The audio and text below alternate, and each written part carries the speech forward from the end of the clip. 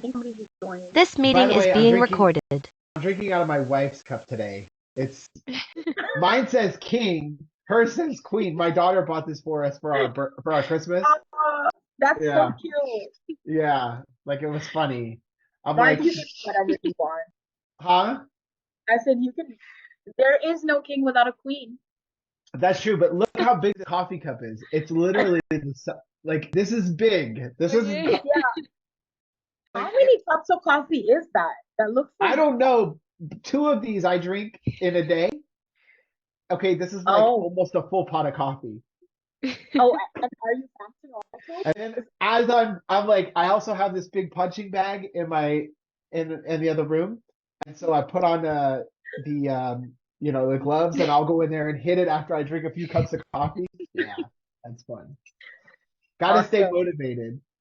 Yeah. Oh yes, of course. Mark, at some point we need to share our debut Oh, song. we could show her our song real quick. Hold on. Okay.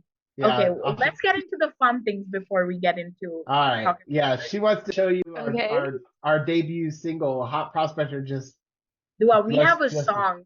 Tell me, what kind of company has a song? So Mark did this last night.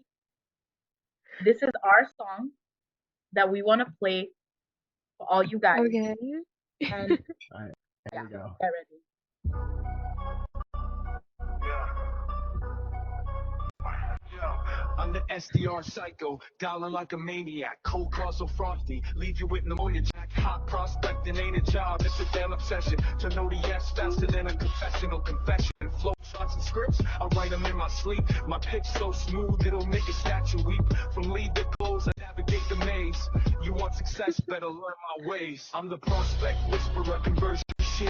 Turning maybes to yeses, know what I mean? In the sales game, I reign supreme. Your bottom line's about to get obscene, I said. Your bottom line's about to get obscene.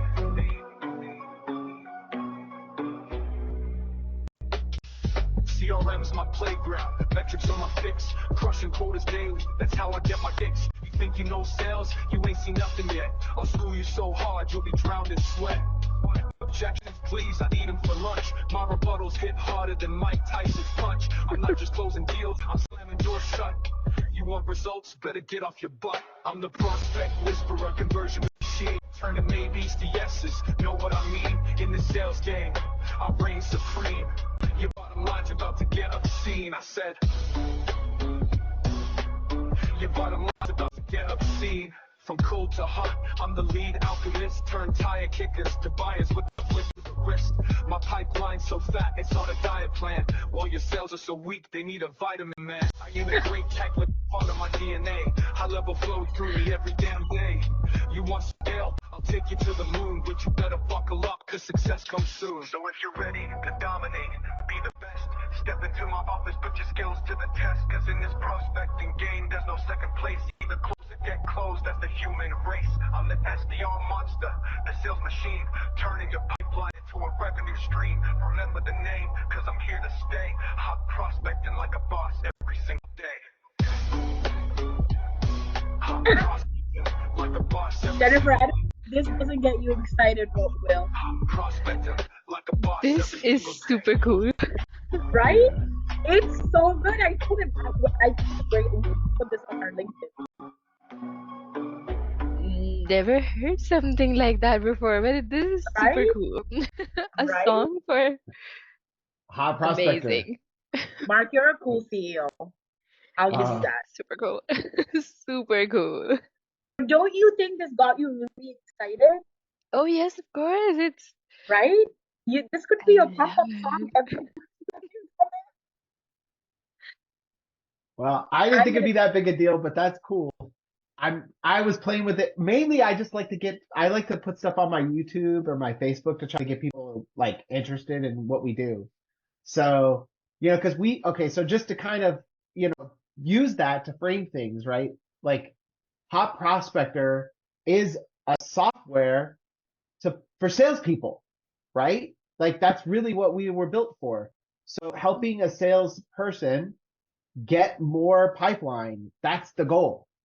And, to make it as simple as possible so they can get through more calls, so they can send more emails, so they can shoot more text messages, so that way they can communicate with people that actually want what they have rather than, trying to figure out where they're going to get their next conversation, right? That's what we do.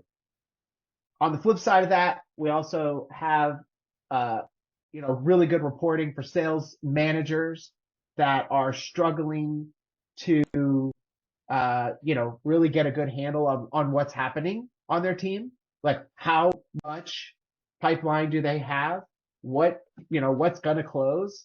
And then if they aren't sure and then on top of those things, if they're having trouble trying to find out which SDRs or which appointment setters are struggling and need help, maybe they're not hitting their KPIs, maybe, they're not saying the right stuff on the phone. Hot Prospector fixes all of those things on the software side of things. Now, in addition to that, because over the years, I started this back this element of Hot Prospector back in about 2019-ish. I mean, we always kind of had some variation of this, but really in 2019, we started to really amp it up right on time, because March of 2020, everybody knows what happened, right? COVID hit, and this was like perfect because we'd already put a lot of pieces in place that our timing was good, and we could help a lot of people that were in need of somebody who could make phone calls from a remote setting. So 2020, COVID hits. I have my office here in Vegas with 30 salespeople on the phones. The way our sales floor ran was we'd have teams of openers or SDR that was making calls to businesses, getting them interested in what it was that we had. And then we would have a closer or an account executive that would come in the office, right, live to their desk and take the call and do a demo, through Zoom or what have you. When March of 2020 hit in Vegas here, where our office is at, our governor shut the whole thing down and said, hey, close your doors. Unless you're essential, you don't need to be open. Well, that killed us for a moment, right? Like I would say probably about 2 months, I was sitting there thinking, what am I going to do? Like, I don't have any salespeople. We're losing customers. Matter of fact, on top of the fact that we didn't have salespeople at that moment, we had customers that were freaking out that they didn't understand what was happening in the world. And so they were calling, and all I was doing was taking calls, trying to talk people out of canceling. It's like, please, just this is going to be okay. We're all going to ride this out together, and I saved some people, but man, there were some people you couldn't talk any sense into them. They were panicking, they were like, I got to take all of the money I have, extra money, and go buy face masks and hand sanitizer and toilet paper before it's all gone. So that's a joke. That wasn't true, but it felt like that. Like it felt like everybody was just completely concerned about their life and not about their business. But anyways, after things started to settle down and we realized it's not the end of the world, it's happening everywhere. And people are starting to do other things to, they're still trying to stay in business. I was like, well, back in 2019, we rolled out our SDRs a little more, let's ramp this up. So one of my clients who is based in Israel had a business here in the US, and he was trying to get SDRs, but he wasn't really good at it. So he hired me to put like 20 of them on the phone for him. And that was kind of where it all started. We put 20 people on the phone really fast for him, started blowing up his sales team. He was killing it. Hey, Mark Helton. And anyways, I want to show you a couple of videos. These are some testimonials from people that have worked with Hot Prospector for our SDR service. Hey, what's going on, guys? I wanted to drop a testimony here from Mark, because the company here on my chest, we sold for 7 figures, and the reason why we could was largely because of what Mark did for our team. So we were, like most guys, we were a standard lead generation agency. We had a good batch of clients, but Anybody in the lead gen game knows that it's difficult for your clients to see results when their lead management is, well, trash. So we went through the whole exercise of hiring internal team members, trying to build a call center internally, and it was just a disaster. It destroyed our net profit. We were losing clients. We couldn't quality control it, and we were in a really bad spot. And we tagged in Mark and quite literally gave him maybe 72 hours of heads up and training, and just threw him to the fire and be like, hey, please don't mess up these 30 accounts. And Mark's team came in clutch. The quality of the conversation was amazing. The English on every single person came in was amazing. His responsiveness was amazing, and the outcomes were great. It did everything that we hoped bringing an internal call center team into our business would do. And being able to do that with an external party was something I didn't think, honestly, would be possible. And Mark really surpassed my expectations, and not just mine, but our buyers. So, at the end of the day, I need to give this guy a shout out. There's marketers and, people in this space now are a dime a dozen, but the good ones are still rare and far and few between. And Mark is definitely one of those guys. So, I can definitely give him my endorsement. And if you're looking to bring in somebody reliable that will actually give a shit about your business and at the end of the day generate results on working leads, highly, highly, highly recommend you consider Mark. Hop on a call with him and see if you guys would be a fit. He was a great fit for us. So that was Cairo Queens. Hey, Mark Helton, thanks for watching. Cairo Queens was one of the first agency clients that we worked with that is part of HighLevel. And we'll get more into HighLevel. What is HighLevel? Why HighLevel? All that good stuff. But we took their, literally, they were having trouble getting callers. Not just callers, but callers that could actually do what they needed them to do for their clients. After we put him into our system and took over in the call center side of things, they were able to sell their agency to another company, to an investor for 7 figures. And then they kept us on board for almost a year until they decided to try to take over their own call center. But anyways, that's a different story. This is Christian. Real quick shout out to Hot Prospector. From a dialer perspective, there is no better system than Hot Prospector. If you aren't hot prospecting, then you aren't prospecting.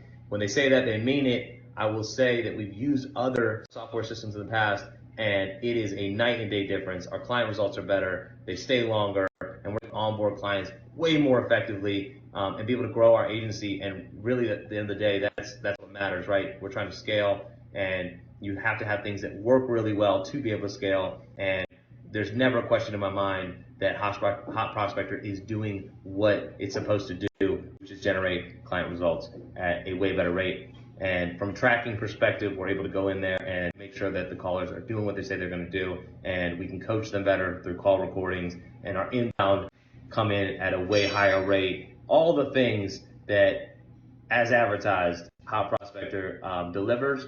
They have blown out of the water. Expectations are insane. So, number one, dialing system must use. Number two, the placement agency is bar none the best placement agency that I have ever used. I have used a few in the past, and it would be generous to give most placement agencies a 50% win rate. Right now with Hot Prospector, we're 4 for 4 on badass, awesome callers that have replaced every other caller that we've ever had in our business. So I would only use Hot Prospector as my number one go-to placement agency. Good luck finding somebody better anywhere else.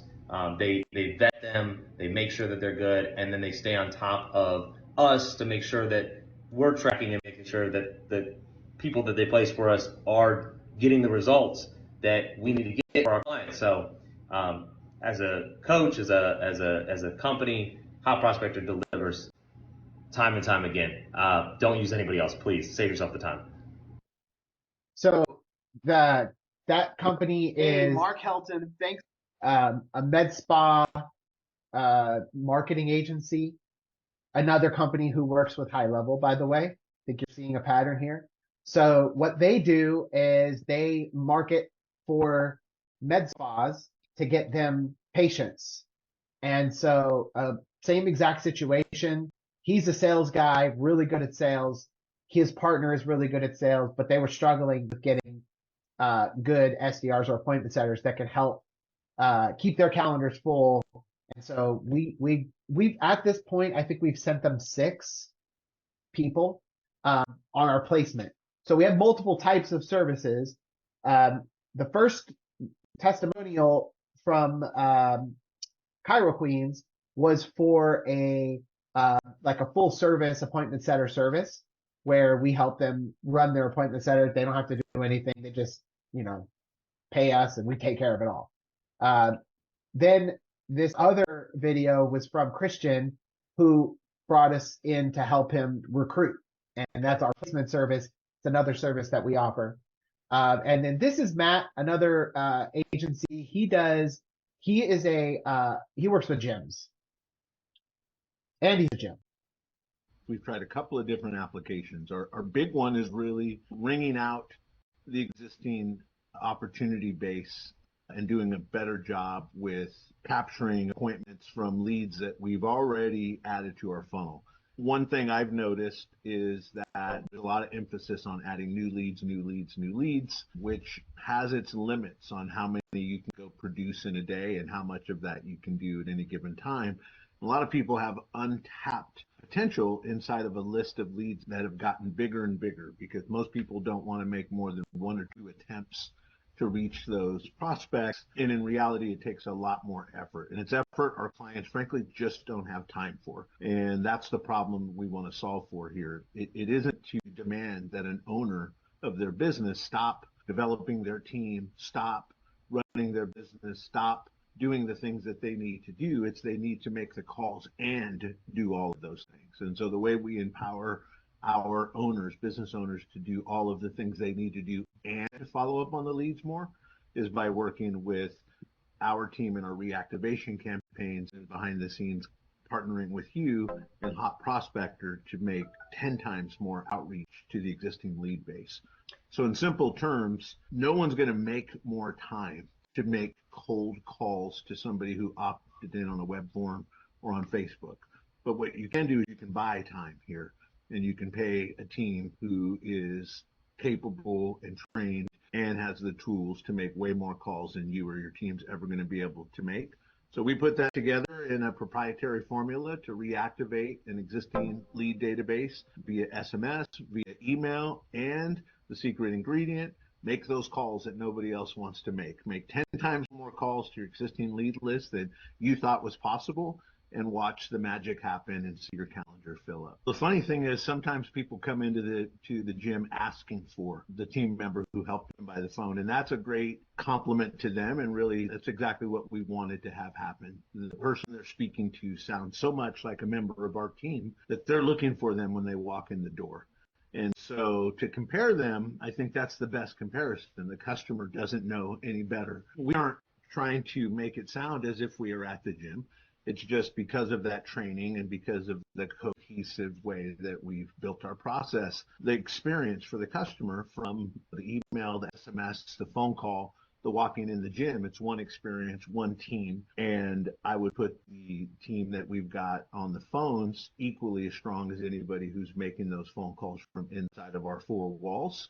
In fact, they're probably even more proficient because they do it more often, more frequently, more times. Uninterrupted reps, like in the gym. Uninterrupted reps make the team who's committed to being on the phone all day longer stronger and more proficient at it. Everybody wants to keep the Glengarry leads for themselves. Everybody wants the newest leads. So when we started working with you, the best way to try it was to take the oldest leads, the leads that sat the longest, had the least interest from our team and got the least attention from us, and load them into the system for a reactivation campaign. And systematically, we knew we were going to get 0 results from those leads from our team because they weren't focused on them. They're always focused on what came in most recent and most active. And so by loading leads that were 6 months or longer in, we were able to produce literally hundreds and hundreds of appointments from an old contact list. Now, admittedly, it's a larger contact list than most, right? We've got tens of thousands of leads in there. But to take tens of thousands of leads that stop opening their email, really wouldn't appreciate cold text, really re-engage them and see if they're any closer to their goal than when they started on our list. And So a lot of people were no closer to their goal than when they started on their list because we've kept in touch with them via email and because they're aware of who we are. Getting this reactivation phone call was welcomed by many of the prospects and turned into many booked appointments and many new clients that would not have engaged with us through another outlet. We've booked hundreds of appointments and made dozens and dozens of sales. And to me, the proof's in the pudding because those are old leads. Those aren't leads I went out and acquired yesterday and then paid somebody else to call them. These are leads that I bought or acquired or built up over months and months that we were able to monetize by re-engaging them. And so 100% has the proper ROI and something I'm recommending all of my clients do. And we're systematically taking a bunch of clients through that process now. If you're not calling your leads 3 to 5 times religiously 100% of the time, then you're leaving money on the table. And if your offer is significant enough and your results from sales are significant enough, you're leaving a ton of money on the table by not making those additional calls. With Results Transformation Center, my goal is to take the phones completely out of my gyms. It's not a really practical place to answer the phone or to make sequential phone calls. The people who work in the gyms like to focus on the people who are in the gyms. And the people who are on the phones are really good at what they do on the phones and allowing them to stay in their lane, have less collisions and more focus on what they're great at will better optimize our in-person sales so that our team in the gym isn't burnt out from doing repetitive calling on the phones, and our team on the phones can see more success because they are sending those appointments over to our team at the gym who's ready and anxious to meet with the client. So we'll be scaling what we do at my gyms, and I'm implementing this as a service offering within my agency to help as many other gyms as possible. As a gym owner who built an agency for gym owners, my standard for gym owners is going to be a lot higher than most people who are just chasing gym owners to make money. We're in the business to change lives. We're in a people business. So if we're going to be in a people business, we're going to invest in our people, whether they're remote on the phones calling, whether they're touching our members in person, or even if they're virtual assistants working in our marketing business. The standard is the standard when it comes to our clients. And we'll stay relentless on that to keep ourselves distant from the pack and keep training up our team that you've recruited for us so that we can make them the best industry specific outbound calling team that there is.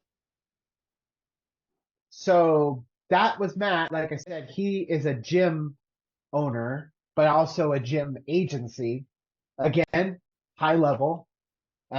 So basically what we're doing for him was similar situation. It started out with us providing him with a full service where we did everything. We trained them, mostly trained them, and managed them and kept them inside of Hot Prospector, calling leads for his gym.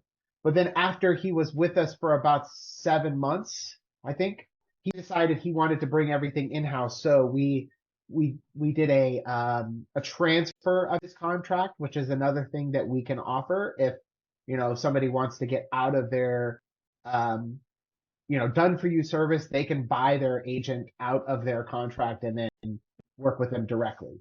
It happens. It's more rare, but it does happen as well. So, those are just to give you kind of a, broad overview of, some of the clients that we've worked with.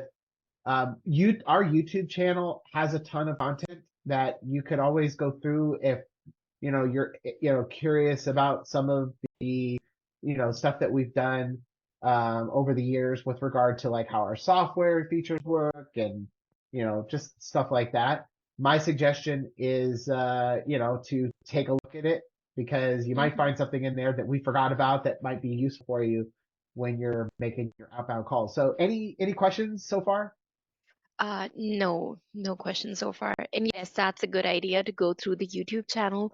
And of course, it will give me a lot of more information about how we have been dealing our clients, what we do, and what we're good at doing. So yeah, I'll just go through those videos to have a better understanding. And before we move on, I just want to point one thing out. Did you notice, Jennifer, that in all of the videos, the testimonials, by the way, Mark, you must have done an amazing job because those were some of the best testimonials I've ever seen and heard. Exactly. So that means and you know this, Jennifer, like that was detailed. So you already know our product works and people are really passionate about how we're helping them. That is solved, right? But if you listen in and if you were thinking as a salesperson, they gave you so many value statements. They gave you so Yes. many, they gave you so many things that we can actually incorporate into your script. So then they'll be like, okay, so how do you do that? What are you doing? And also, it's always good. I would want you to, or we can create a document ourselves where, we can send these in the emails, the testimonials, or even if you have a meeting or a demo to show someone how our system works, you can just be like, hey, before we get started, I want to tell you this is a company that's similar to yours. Let's suppose you're talking to a med spa or anything. There's so much stuff. So they've pretty much given you your script. The guy that said, if you're not hot prospecting, you're not prospecting. Yeah, that was a good one.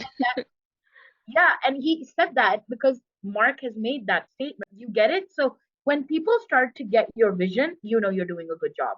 And that's what we want to translate. And these guys, they already given us material and they've already told us how the system works and what problem it solved. So we can just even make a script off of that if you want it. Okay, great. I just wanted to point that out. Thanks for that, Aisha. Of course.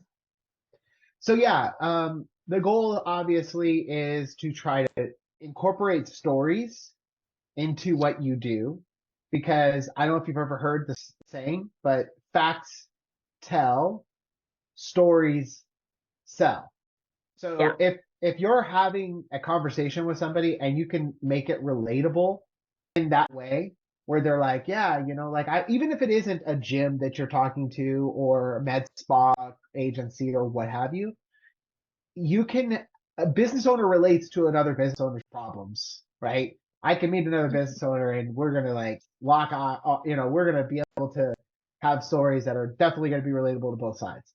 So if you can do that, that is really going to put you on the same page with those prospects. And it's going to make it a lot easier for you to take somebody, from cold to sold.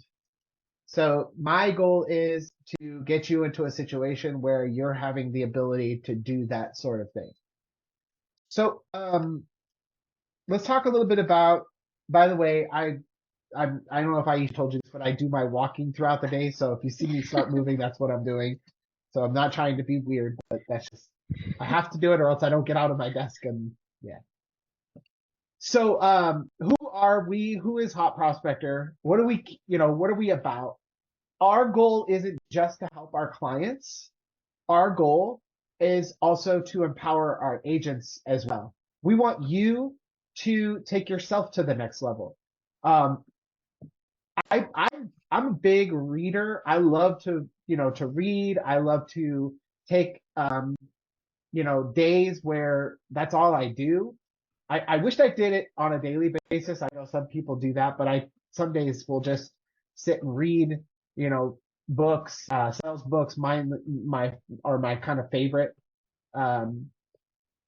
go-to genre, if that is one. Anything that's motivational, marketing type of stuff. Anything that can feed my brain with things that I can use, not just, for myself, but when I'm having conversations with my clients. Because, that a lot of people, they say, oh, well, I don't have a lot of sales experience or I don't have a lot of experience in, business. I've never owned a business, so it's hard for me to relate. Actually, building rapport is going to be super, super easy when your focus is on them. And it's easy to make your focus on them if you know what their problems are and you know how to solve it. And the easiest way to do it is to just absorb the stuff that they should be absorbing. Go read it, go listen to it. And then when you have the conversations, the conversations are going to be less about you trying to close them Instead, it's going to be them saying, man, I wish you worked for me. Take my money, right? So in order to get to that level, we really, I really believe that, you should be focused on your mindset. You should be focused on getting yourself to a point where you are in the most valuable thing to to yourself, to everybody around you, right? So focus on your mindset. Next, client obsession. As you see in the videos, and I'm not trying to brag or anything like that. If I am going to brag about anything, it is that we do put our clients first.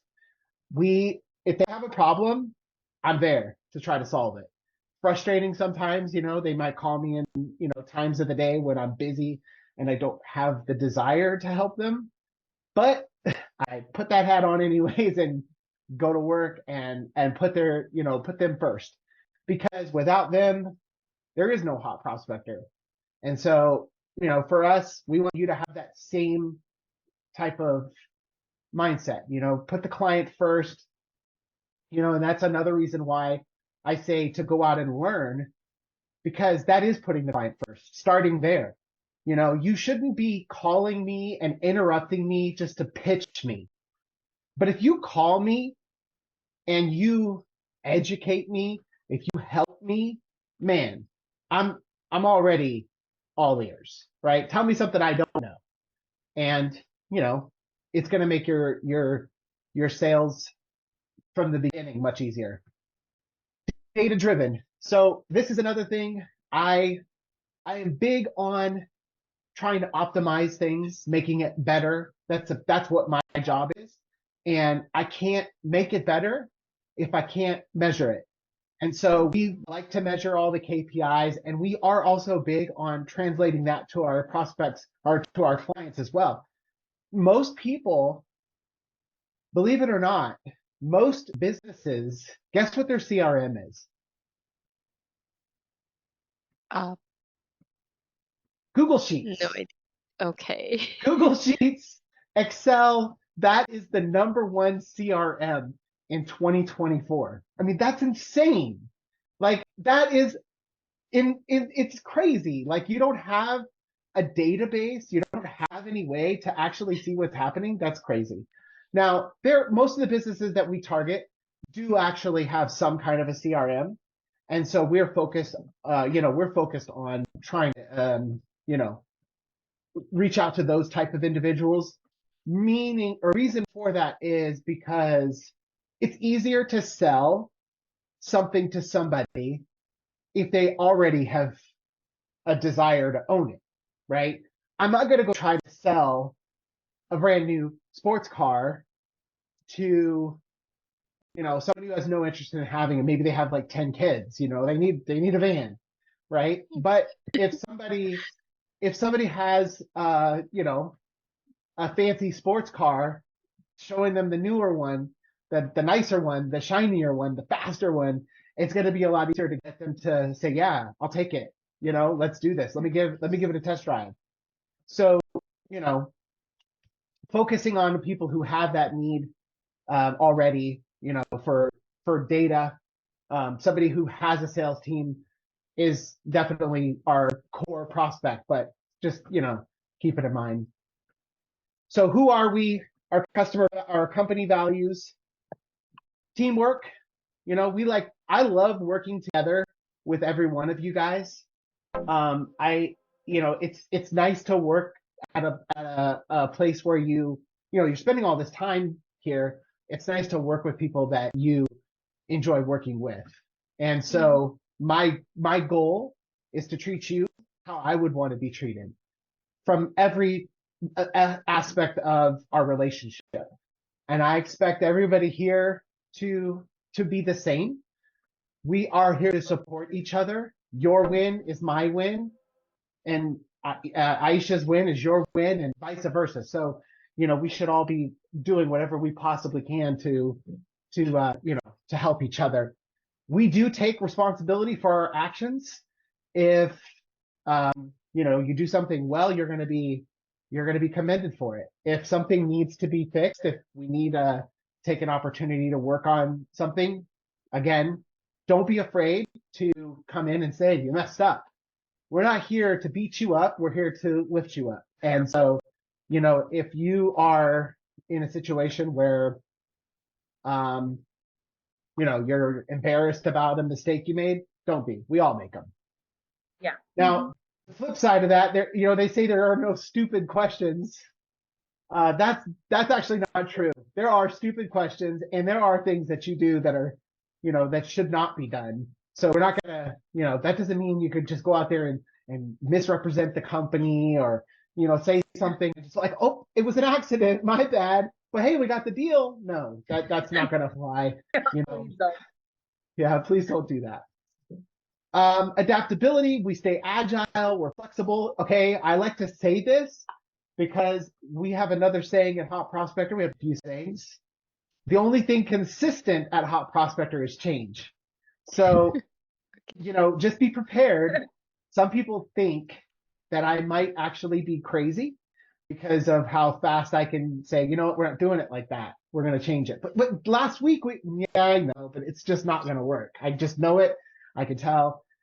But again, that's part of the beauty of working in a company like this. Big companies, they'll put something in place that's not working, and they're just going to say, keep going. You got it. I'm not going to make you pound your head into the wall. It doesn't make any sense. So focusing on, trying to get better. That's our whole goal. And impact. Our goal is not just to make a positive impact on our clients, but everybody around us, employees, the communities that we work in, everything. So, don't need to really go into this. You already know who I am. We've taken the opportunity. So what we do. Okay. So let's talk about, we kind of did talk about the, services a little bit before we got into this playbook here. But as a company mission, we primarily focus on helping digital agencies. Digital agency is somebody that sells web services of all kind. It could be a website design firm. It could be somebody that offers, Facebook advertising, lead generation. Could be social media marketing. It really, there's a lot of different types of businesses that we help. So the big problem that they have is and this is a lot of B2B companies, but they struggle with up and down constantly. This month I've got 2 new customers. This month I have no customers, and I'm trying to fulfill on these services. And the next month, I get a customer, and then, and it's just horrible. It's feast or famine. And that's not how you grow a company. You need some consistent growth, right? You need something that you can really count on, predictable growth. Write this book down. There's a book called Predictable Revenue.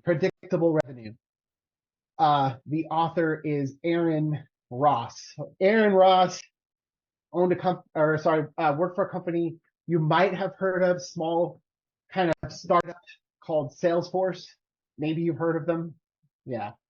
So Aaron Ross was the guy who started the sales floor, basically. And maybe there were some people before him, but he started the sales floor for Salesforce, and he created a process that used the SDR to generate the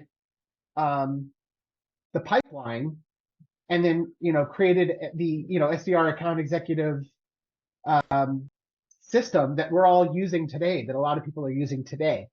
So I read that book maybe 10 years ago, something like that, and that really stuck to me. Like, I was just like, wow, that's so crazy. That process is the process that I started with in sales back in the 90s, late 90s. I'm dating myself, but basically, company I worked for did a very similar process, and everything I've ever done has followed that same process. And now I'm seeing it written on paper and, in a best-selling book that's been, sold to, hit New York Times bestseller list. And I'm like, wow, this is the process. So we take that same process that, is already been made popular by that book with our twist, and we get that out to these companies and help them put together an outbound strategy if they're looking for clients to, get in front of the right people, put our sales processes in place, and help them optimize their agents continuously with, the reporting and things like that, so that they can succeed. Okay. So that is what we do. So there's a few different products that we offer. Number one is the system, which we had talked about, that's putting somebody in their office or over the, virtually, that can make those calls. That's the service of an agent. Then we have the acceleration software, which is Hot Prospector. That's the system that, makes the calls, sends the emails, follows all the cadences, increases speed to lead, all the good stuff that, that companies care about. And then also the team as well. We help also with not just individuals, but teams. Let's see here. In addition to that, we are actually starting a new type of thing where we're going to be offering consulting and also training. That's, coaching, something that Aisha and I have been kind of working on. We'll get into that a little bit later down the line. So the pricing of our offers, pricing tiers based upon what they're getting. Software is cheaper than agents. So if I were to, some companies, it's not even just about price. Some companies just don't need our agents. They just need the software. I will say that every single person. Mark, I can't see that well. Jennifer, can Yeah, you? exactly. Yeah, I was gonna say, Can you zoom please in a zoom little in? bit? Yeah, that's so weird. By the way, you'll have access to this. You should have access to it. Okay, great. Yeah, Aisha, you do have access to Yeah, it. I'll just share that with her then. Okay. Okay. Jennifer at Hot Prospector. There you are. There you go. So, this software only, and there's no pricing on here. All you're seeing anyways is just like, kind of like what's included, right? So we have multiple different offerings. One is more just like offering them the software only, maybe with a setup. Another is, including us helping them with creating their playbook, and training their team. And another one would be providing them with everything like we just discussed. The pricing we'll go into, a little bit later. Aisha can talk about that as well. So who do we help? All right. So let's talk about the digital marketing agencies that I like to focus on. Let's take a minute first. And go to this company here, GoHighLevel. Okay.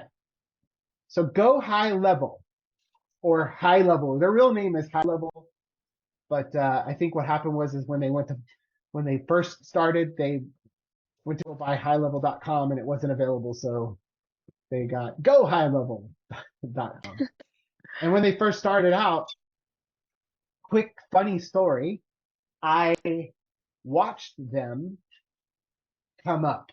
So back in 2000, so we started Hot Prospector in 2011. That was when I launched the first version of our software. In 2017 or 18, I think it might have been 18, is when I first saw them. I think they were out in 2017, but I saw them start to come up in 2018. And this was when we were in our office.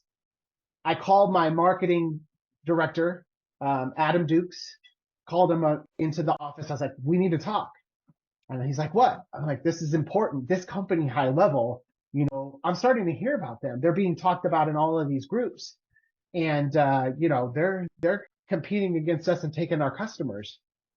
And back then, the thing that we sold was our all-in-one marketing automation platform, which we have still to this day, our all-in-one solution, which is very competitive in some areas, in some ways to HighLevel. But anyways, I say, hey, you know, like we should probably do something about this. This company is taking our customers and, you know, let's run some ads, let's target them or whatever. And he's like, don't worry about it. These guys are, you know, they're going to be a flash in the pan.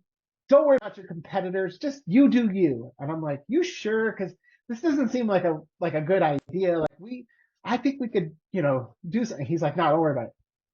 Fast forward to 2020 during COVID, these guys literally did like this. They hockey puck growth. They got funding.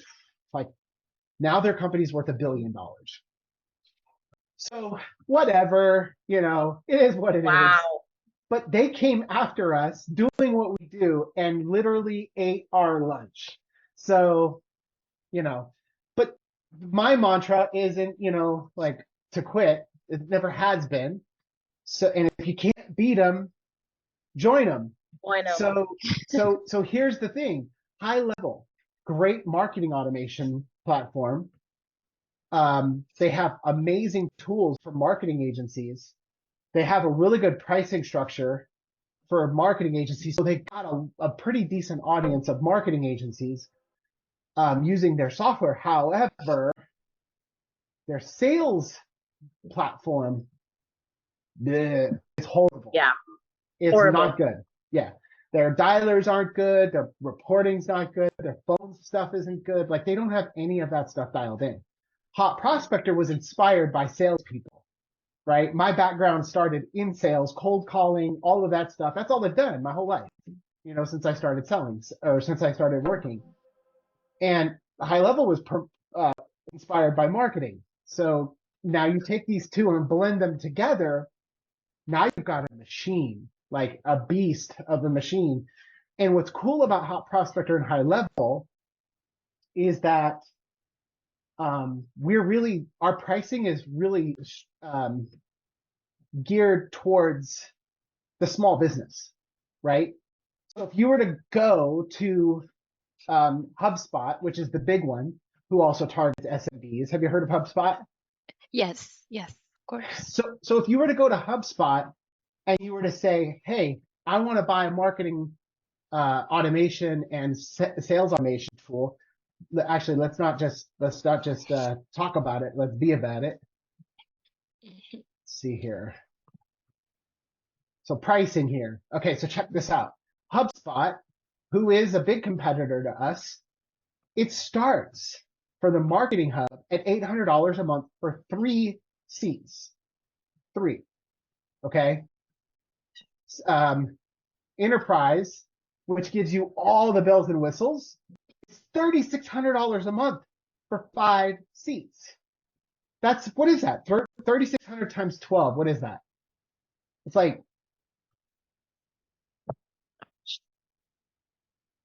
That's like 43,000.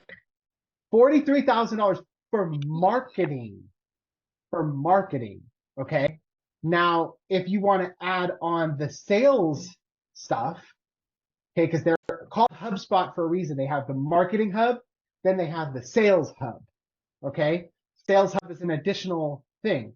So, oh, by the way, that was on the annual, right? Monthly, it's $100 for each seat. That's for professional. For enterprise, it's $150. Okay.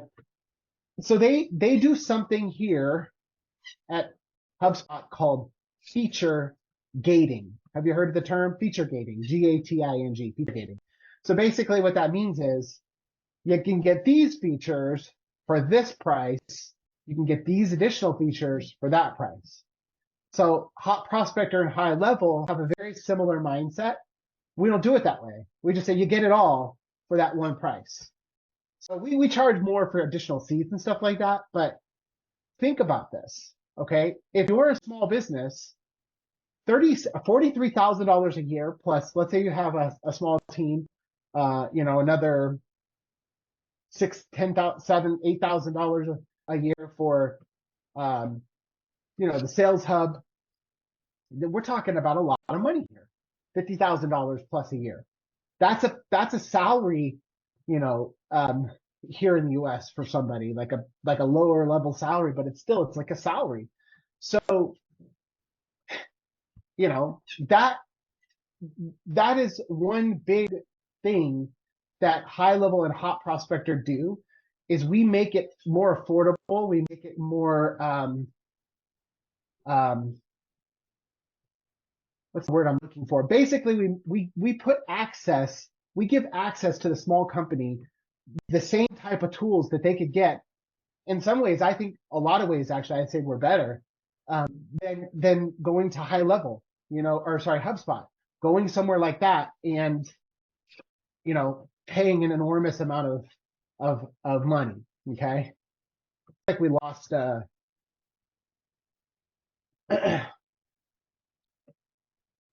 Aisha.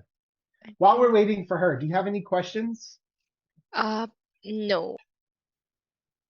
So, okay, yeah, no questions so far. Okay. Bored at this point? No, not bored.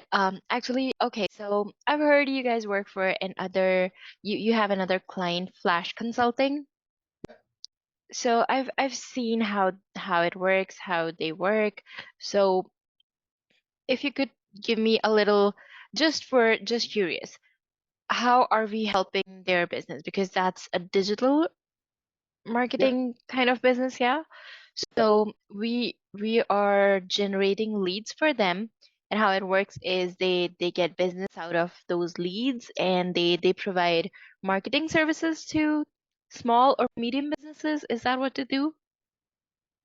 Yeah. So Flash Consulting is another one of our clients that we do the SDR service for, where we put somebody on their phone or on the phone and go out and find them business.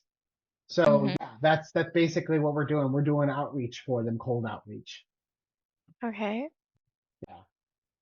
So, here we go. Aisha's coming back. Sorry, what were you saying? And one more thing. Okay, so like you gave me another client that was Green Energy Advisors. I was working for Green Energy Advisors, and they had their own setup. I was reporting to them. And in some cases, let's say for Flash Consulting team, do they report to you, or do we manage the team of SDRs, or do the clients manage the team, or what? How does it work? Yeah, so Green Energy Advisors is a circumstance where we were placing the talent for them. So we were recruiting, and they were running everything on their own. So I found them the manager, found them, this SDRs or the appointment centers. And for other companies, we manage the team, right? If It we have a team of depends. SDRs. Yeah, it depends on what they're going for, right? So that's where it's important for you to really be able to analyze their situation and make suggestions based off of their, what their needs are. Okay. Cool. Awesome. All right. So Aisha's back. We'll go ahead and continue on. What's Hot Prospector? Or sorry, what's HighLevel? Okay. So again, HighLevel is a marketing automation platform particularly focused on agencies. What they do is kind of help with not just, okay, so on the capture side of things, they have their own website builder, like landing page builder, where they make it easy for a company to launch a website, right? And then, like they say here, landing pages, survey forms, calendars, all of these types of things that you can put out there on the internet to get people to fill out forms and get into your system. So that's the capture. Then nurture. So nurturing, when somebody gets into your system, you need to stay in touch with them. A lot of people get leads, but they do nothing with them. So what their system with the nurture side of things, what it does is it sends out text messages, it sends out emails, it sends out voicemails, Facebook messages, all of these things automatically, right? Automatic follow-up. And then finally, close, they're, talking about how to, collect payments through they have like a shopping cart tools and how to book appointments and, and tracking analytics. The big thing they're missing here on the close is us, because they don't make it easy for a company that has these two things in place to call their leads. Not at all. And so that's a big part of where we fit in. Okay. So capturing your leads, like I said, there's your website builders and stuff like that, nurturing your leads, booking appointments. They also have a lot of other cool tools and stuff like that for setting up membership sites and tracking and blah, blah, blah. Okay. So you can always take some time to go in and check them out. This is actually kind of a neat little tool that they have on their site that shows an agency, like if you were to go and buy all the tools that HighLevel offers one by one, these are all of the tools that you would buy. Who offers them? Like that's HubSpot, that's ClickFunnels, WordPress, some of the big ones, Woofu, Performs, MailChimp, Follow Up Boss, all of these different systems.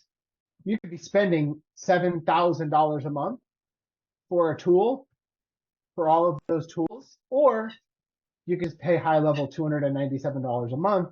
And not only are you paying only $297 a month, you're also having the ability as an agency, as a digital agency who's helping your clients get business. You can take HighLevel, white label, which means put your logo on it, and use it for either selling it as an additional service or just give it to your customers to bring value into what you do. So that's the value proposition that they bring to the table. So pricing, they've got a starter plan. It's $97 a month. These customers, and this is important for you to know because you will be targeting people who use HighLevel. If they're paying $97 a month, they're probably not serious yet. And Hot Prospector is maybe, again, you have to ask a lot of questions, but maybe Hot Prospector is not a good fit for them. They might just be a very basic company that's just getting started. Unlimited $297. This is the agency plan. This is the one for a more serious agency, but as you can see, the price is really low. So the problem with the price being so low is it's easy for somebody who's just getting started. And so you might have a lot of people that are just getting started that can afford $297 a month, but they don't really have any customers, right? Now, Hot Prospector's lower packages aren't that much, right? Our lowest package is $97, our highest package is $500. But for us, a big thing we want to kind of try to avoid is high churn. Churn is where somebody signs up and they cancel, right? After a month, 2 months, 3 months. We don't want that. The best way to do that is to sell the software or services to somebody who actually needs them and can keep them for a long period of time. So don't try to cram somebody in to just pay us $97 or $297 or $497 just because they're willing to do it. We need to make sure that this is going to be a big part of what they do from here on out, right? So that's it. Just, kind of an overview of HighLevel. You'll be hearing a lot about them, but just keep in mind, HighLevel is a community, right? And by community, I mean like they're like a cult. Do you know what the term cult means? Mm-hmm. No? Okay. So a cult is like, gosh. I'll explain it to her. Okay, go for it. Right? Do you know how these malls have these dedicated followers who do whatever they tell them. That's his cult, right? Okay. Okay. There's a dedicated, loyal following to a certain Can't idea. hear you very good, Aisha. Again, That's your mic.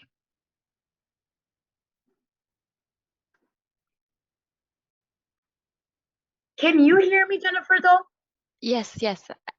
I heard what you said. Yeah. Okay, then it's you, Mark. Let me just. I hear you better now that you lean forward. Oh, yeah. Is it better now? Now it's amazing. Okay. So what I was saying was that, so a cult following essentially is, you know, dedicated loyalty towards an idea or a person.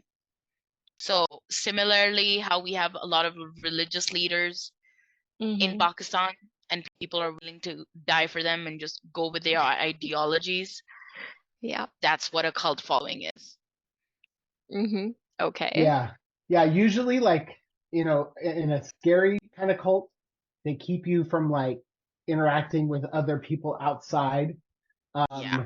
They, you know, lock you up and make you wear certain clothes, and you know, it's really Yeah. weird, right? High level is kind of more on the fun side of being a cult, but they are a cult, which is good because the fact is like somebody signs up for high level, and if you have a tool that works with high level, then they're going to be more interested, right? They're like, tell me Okay. more, because it makes my high level better. So if think of it this way, if you're the type of person that likes to, I don't know if you guys have this here, but in McDonald's, you know, and I know you guys have McDonald's, but Yes, of course we in do. McDonald's, every now and then they release those cups or stuff like that. That's like, Yeah. you collect I all love 5. collecting them. Ah, Yes. In some cases, it's almost like that, right? Where if you tell them, hey, do you know that we connect to high level? They're like, what? Oh, tell me more. How does it yeah. how does it connect to high level? And because they want to collect tools that might help their business that, you know, connects to high level, they might be open to hearing us out. So at least they'll get your foot in the door. Doesn't mean that you're going to get the deal, but it does get them to listen. So you'll know, and the reason why I'm telling you all this stuff is because when you get to the point where we start to talk about the script, you'll understand why I'm lifting up high level, because the goal is not just to, you know, we don't sell at high level, but it's like, hey, it's like me. I'm the guy that, you know, connects you with high level, right? That's the point. So I'm trying to get them to listen to us because of that. Make sense? Cool. Yeah. Awesome. So Jennifer, please feel free to ask us more questions and clarity, because I'll tell you, I did not know what GoHighLevel was. I asked Mark a lot, right? And I'm still Okay. understanding these kind of things. So I want you to be very vocal if you don't get something right. So Okay. just feel free to ask, because it's better to ask the main source while you have him here. Okay. Yeah. By the way, I don't always do this, so I'm trying to do it for Yeah. Aisha too, so she'll have it. Yeah. And yeah. All right. So, okay, let's talk about like we talked about who, kind of, right? Now let's talk about like their footprint. Okay. Actually, wait. Before we go into that, let me show you one more tool, because I want to stay on the slideshow after we stay on the slideshow. So, high level is a software, right? Most people, and this is something really, really important. So I'm telling you this. This is really, really important. You should write this down. Remember this, what we're going to talk about at this point. Okay. Because this strategy that we use for ourselves is actually what attracted, let's say, Flash Consulting. This strategy that I'm about to show you. This strategy is huge. Most people don't even know about it. And these strategies, this is like one of those things that gets people to listen, and they're like, what?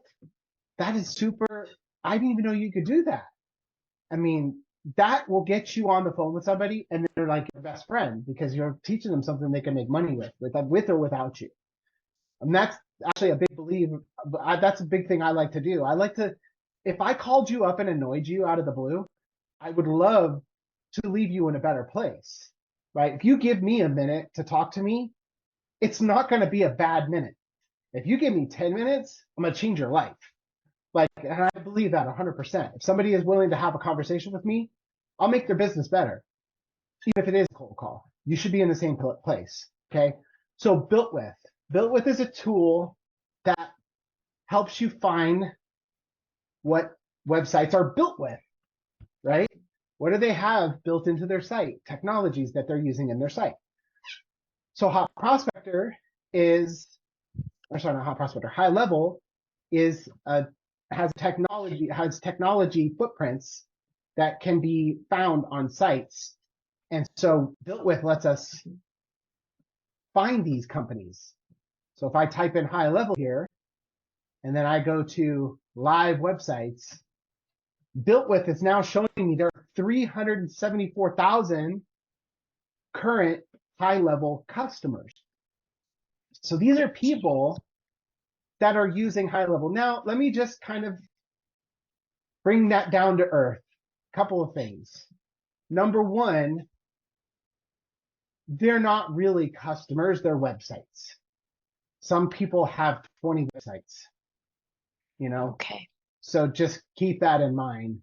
Another big problem, and this is really kind of focused towards a HighLevel issue, is some of these people don't know they're using HighLevel because it's white label, because the agency has sold it and set it up, right?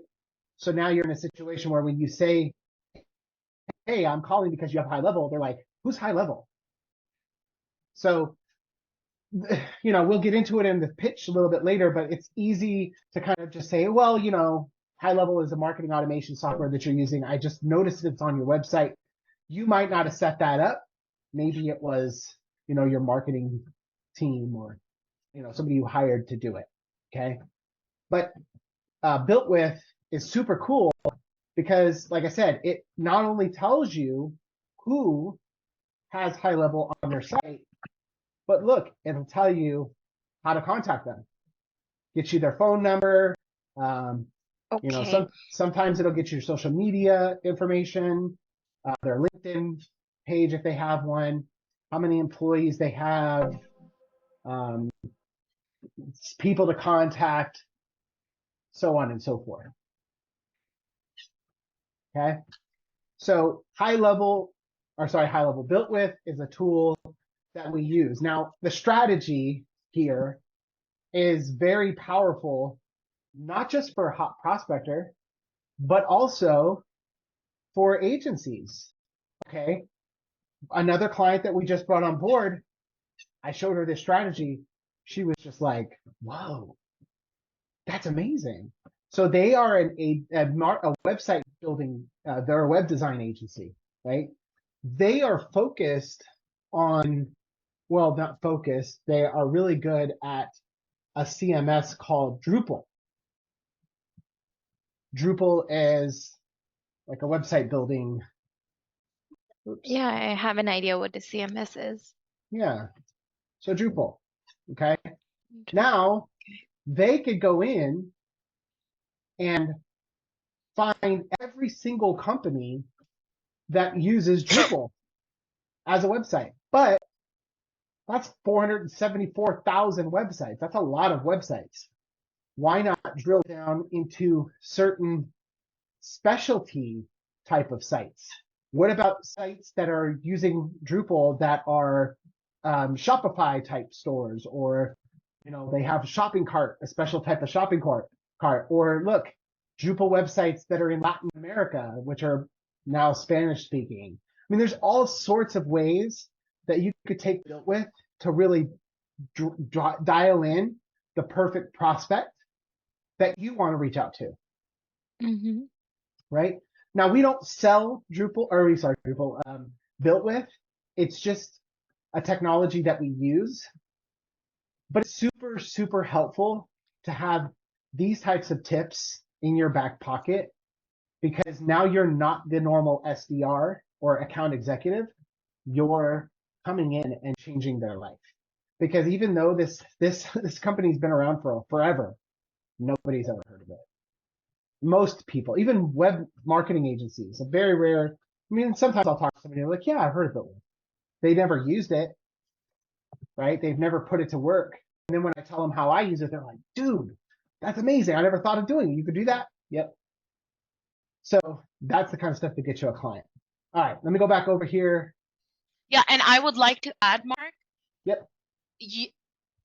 Remember that what Mark is saying is that, so when you have this consultative approach where you're genuinely trying to help them, remember that you don't want to get into built with too much, but it needs to come in when you ask that question, like, hey, so how are your leads coming in? How are you going after that? Because remember, we're a lead management system also, and if they don't have leads, we cannot sell them the software. So with doing this, we're kind of helping ourselves into then building up that, hey, well, now, if you so for example, we have a couple of ideas what we just give off of, and I can show that in the demo, and it's not going to cost you anything. We do that because we really believe in smaller businesses to actually work. So if you jump into a meeting with me, I'll tell you how Hot Prospector, not only do we help you selling your product, but we can also help you with finding leads, and it doesn't cost you anything. And we're just doing that because we want to build a great long-term relationship with you guys. This is how you get these people to come in the demos. Because trust me, every business that you talk to, and especially a small business, they want leads. And they don't want free leads, leads. they want customers. And free leads. Good. I was gonna say that nobody wants leads, they want customers. You got to sell them that. Oh yeah. Sell them the vacation, right? Don't sell them the trip. Yeah. Trips are stressful, right? Everybody's ever tried to get ready for a vacation. You know what I'm saying? You're like, oh, I got to pack this and I got to do this. And, you got to get to the airport and before that, you got to book the airlines and it's just a mess. But the vacation, that's nice. Hanging out by the pool, going and seeing stuff you don't see, spending time with your loved ones, that kind of stuff. Yeah. That's what everybody wants. But anyways, I digress. So back to this. By the way, we're going to spend 5 more minutes on this. We're going to take a break. And then once we're done, we'll come back and we'll get back to it. Yeah. Okay. So digital marketing agencies, small businesses, coaches and professionals, those are the types of companies that we target. Ideally, in order to work with the right ones, they should have between 5 to 100 employees. That's kind of a moving target, The main thing is they should have that 1 to 5 million in revenue. They're not, making money. They can't afford us, and we can't just take work. We can't work with everybody as much as we'd love to. That doesn't mean that they can't buy our software. It just means that for us to help them on, any bigger scale, they should have this type of revenue stream for us to be able to build a team for them or something like that. Okay. Their unique challenge when it comes to the digital marketing agencies is that they have, like I said, ups and downs when it comes to the lead generation and, prospecting strategies. Most of the time it's because they're relying on referrals. A lot of times, if they are doing any sales type of stuff, they're just testing the water on things and maybe something will work for a minute and then they stop because they don't have the ability to continue doing it themselves. So this is where we come in to help them out, right? Small businesses, they're a little different. A lot of the small businesses that we are trying to target have to have a Facebook or Google ad budget. It's not on here. Revenue is here, but really what we're looking for is probably at least $10,000 a month in Facebook advertising or some kind of advertising. They should be generating a consistent flow of leads. The problem that they face If they got all these leads coming in and they don't have a system or a team to help them convert them into customers. Okay. So, yeah, that's their unique challenge. Coaches, very similar to digital marketing agencies. There's a lot of times one man, show. They're the ones that everybody comes for, and they might not have the best marketing team, but if they do have some good marketing coming through, we can come in and help them on the back end. Why our strategy is a good fit. So for digital marketing agencies, like I said, it's predictable pipeline. You solve that problem, their life is going to be super easy. And putting somebody in the system that is going to go out and do that same thing every single day, a lot of times, even if it's done halfway decent, it's going to get them something. It's going to help them grow. If you just have a halfway decent SDR and a halfway decent offer, you're going to get results. Small business, man, I've seen a perfect example. One of the companies we're working with, they're spending $120,000 a month on Facebook ads. Okay. They're spending $50,000 a month on their sales team, internal in their office. And it's a mess. Like their approach is just not good.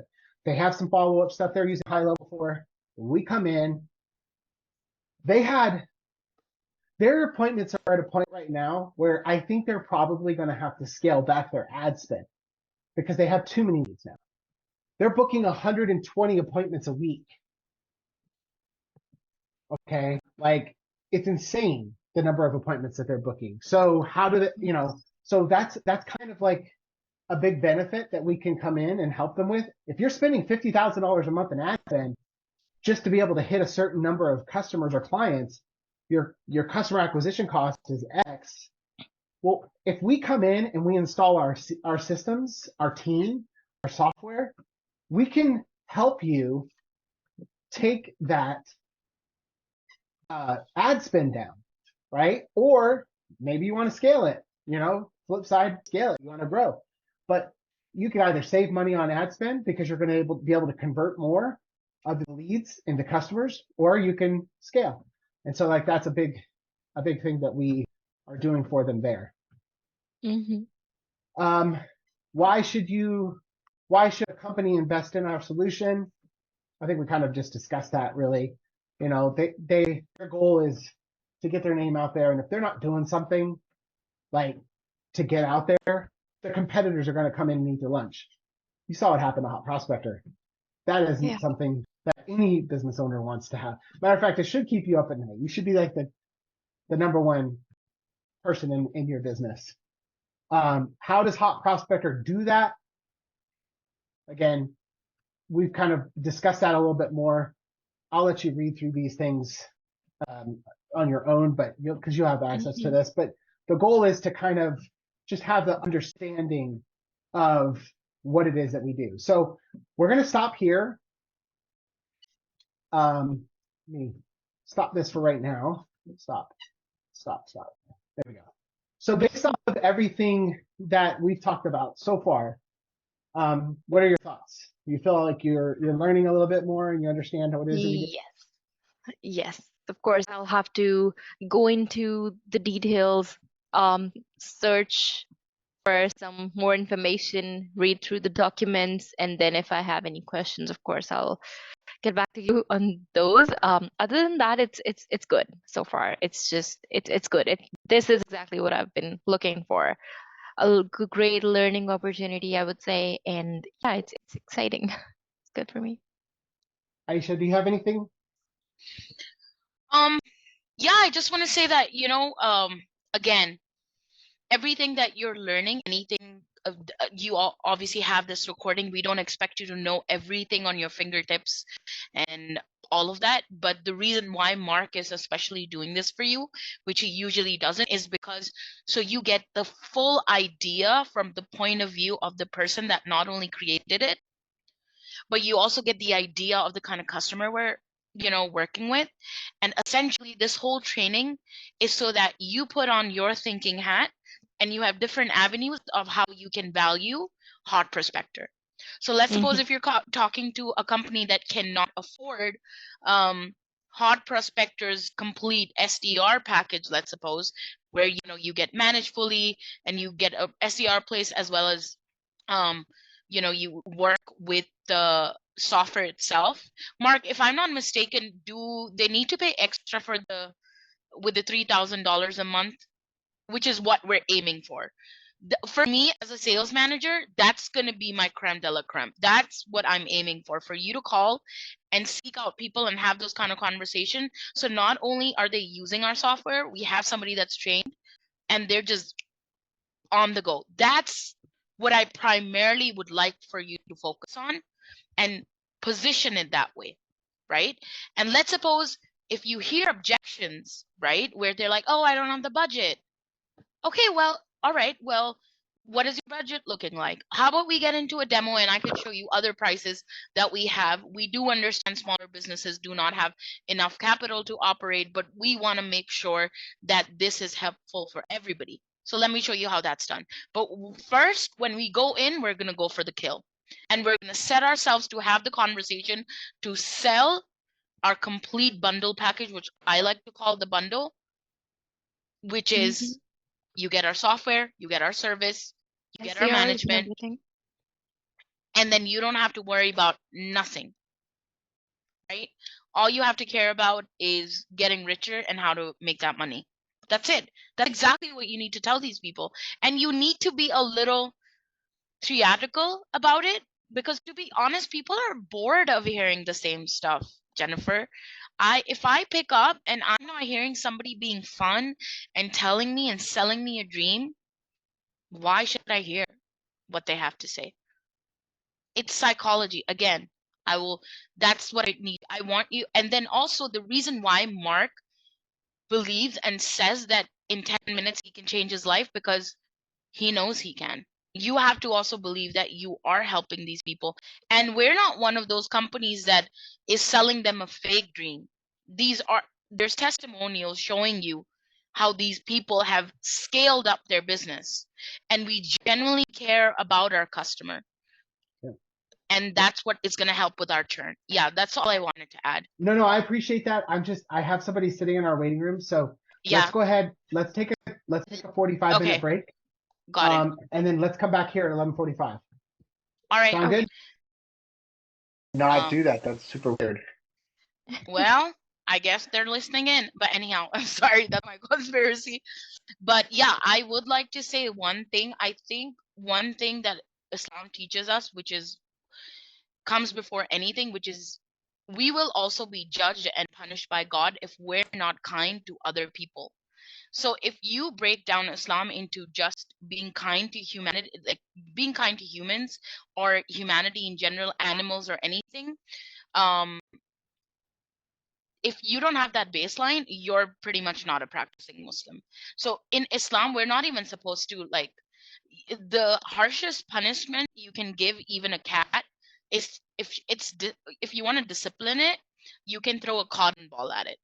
So that's how like sensitive you need to be with even animals. And you will so I just want to say, but I will say that I have a lot of friends in the US and I've grown up with a lot of people, my friends who are Americans whose parents have served in the army and whatnot and in the Navy. And we've had some heated discussions, but I feel like right now what's happening in Israel is that there's crime against humanity. It's what's happening to children and babies. It's insane. And at this point, yeah, I agree with you that it's getting a lot and it affects me, to be honest. And I actually have my whole Instagram that I run to bring awareness and to end war. And yeah, I take part in a lot of those things. And to be honest, there's a lot of opportunities that I had to let go of where people did not want to work with me because of my beliefs for humanity as well. So I'm so happy you said that. Yeah, like, I mean, every this back up if I can. I hope this is recording. I think it's recording. It says it's recording. We'll see. So the sales process. So you don't have any questions, right, Jennifer? I mean, or do you? Do you? I don't. No, but I'll need to go through this document again. That's Okay. for sure. Other Gotcha. than that, Gotcha. no, I don't have any questions. Okay. So let's talk about the sales process. So just something to keep in mind, the things that we are talking about here are the exact same strategies that we recommend. And so it's kind of like eating, you know, the saying is eating your own dog food. Like if you make it and you also eat it or feed your dogs, you know, their your own dog food, that's a good sign, right? It means that it's healthy. It's going not to kill your dogs. But if you are using the process internally, then you know it works. And so why would we want to use something else and sell you the opposite, right? So the sales process, pretty simple, straightforward. Number one is getting targeted outreach. So the big problem that most agencies have, or companies in general, that at least on the B2B side, they don't know who their ICP, they don't know who their ICP is, their ideal client profile. They don't know, you know, who they should be selling to. So the very first thing that we help, you know, customers do is identify who their prospect are. Who is the person that is most likely to have a strong desire to purchase what you're selling, and maybe not just the strong desire to purchase, but actually be able to benefit from it. Because if they can benefit from it, then you can grow it. So we help them with that, and then we set up a multi-channel outreach strategy. Multi-channel means not just calls, sending emails, doing some LinkedIn touches, you know, a whole gambit of messaging and calls and all of the things to kind of not annoy the person, but to get their attention, because everybody in this day and age is super distracted. You know, we have lots of things going on. The world's coming at us faster and faster. I don't know about you, but I feel like the year just started and oh my gosh, it's August. Like what? My kids are going back to school and it's almost time for Christmas. So that's the way the world works, and you have to try to adapt to meet that. And by, you know, trying to not bother people, all you're doing is causing yourself less sales, less opportunity. But if you reach out to them in multiple ways, then, you know, someone's going to see something you said, something you posted, something you know, message that you left them, whatever, something is going to happen. You're going to get them and you'll have the opportunity to close the deal. But you don't just want to blast, you know, nonsense out to people. A lot of people, that's their approach. It's like, you know, they think that more is better, but it's not. You know, I think less is more. It's the opposite. You know, focus on quality over quantity. So if you can reach out to, now I'm not saying you shouldn't try to reach out to a lot of people, but if you're gonna do it, don't do more than you can actually do well. So, you know, leave a tailored voicemail. You know, if you're gonna leave them a voicemail, that voicemail should address a problem that you know that they have, because you've done your research about that ideal client, the prospect that you're reaching out to, you know what to say that's going to get them to respond. And same thing goes for content that you might post. Don't just post anything just for the sake of posting it.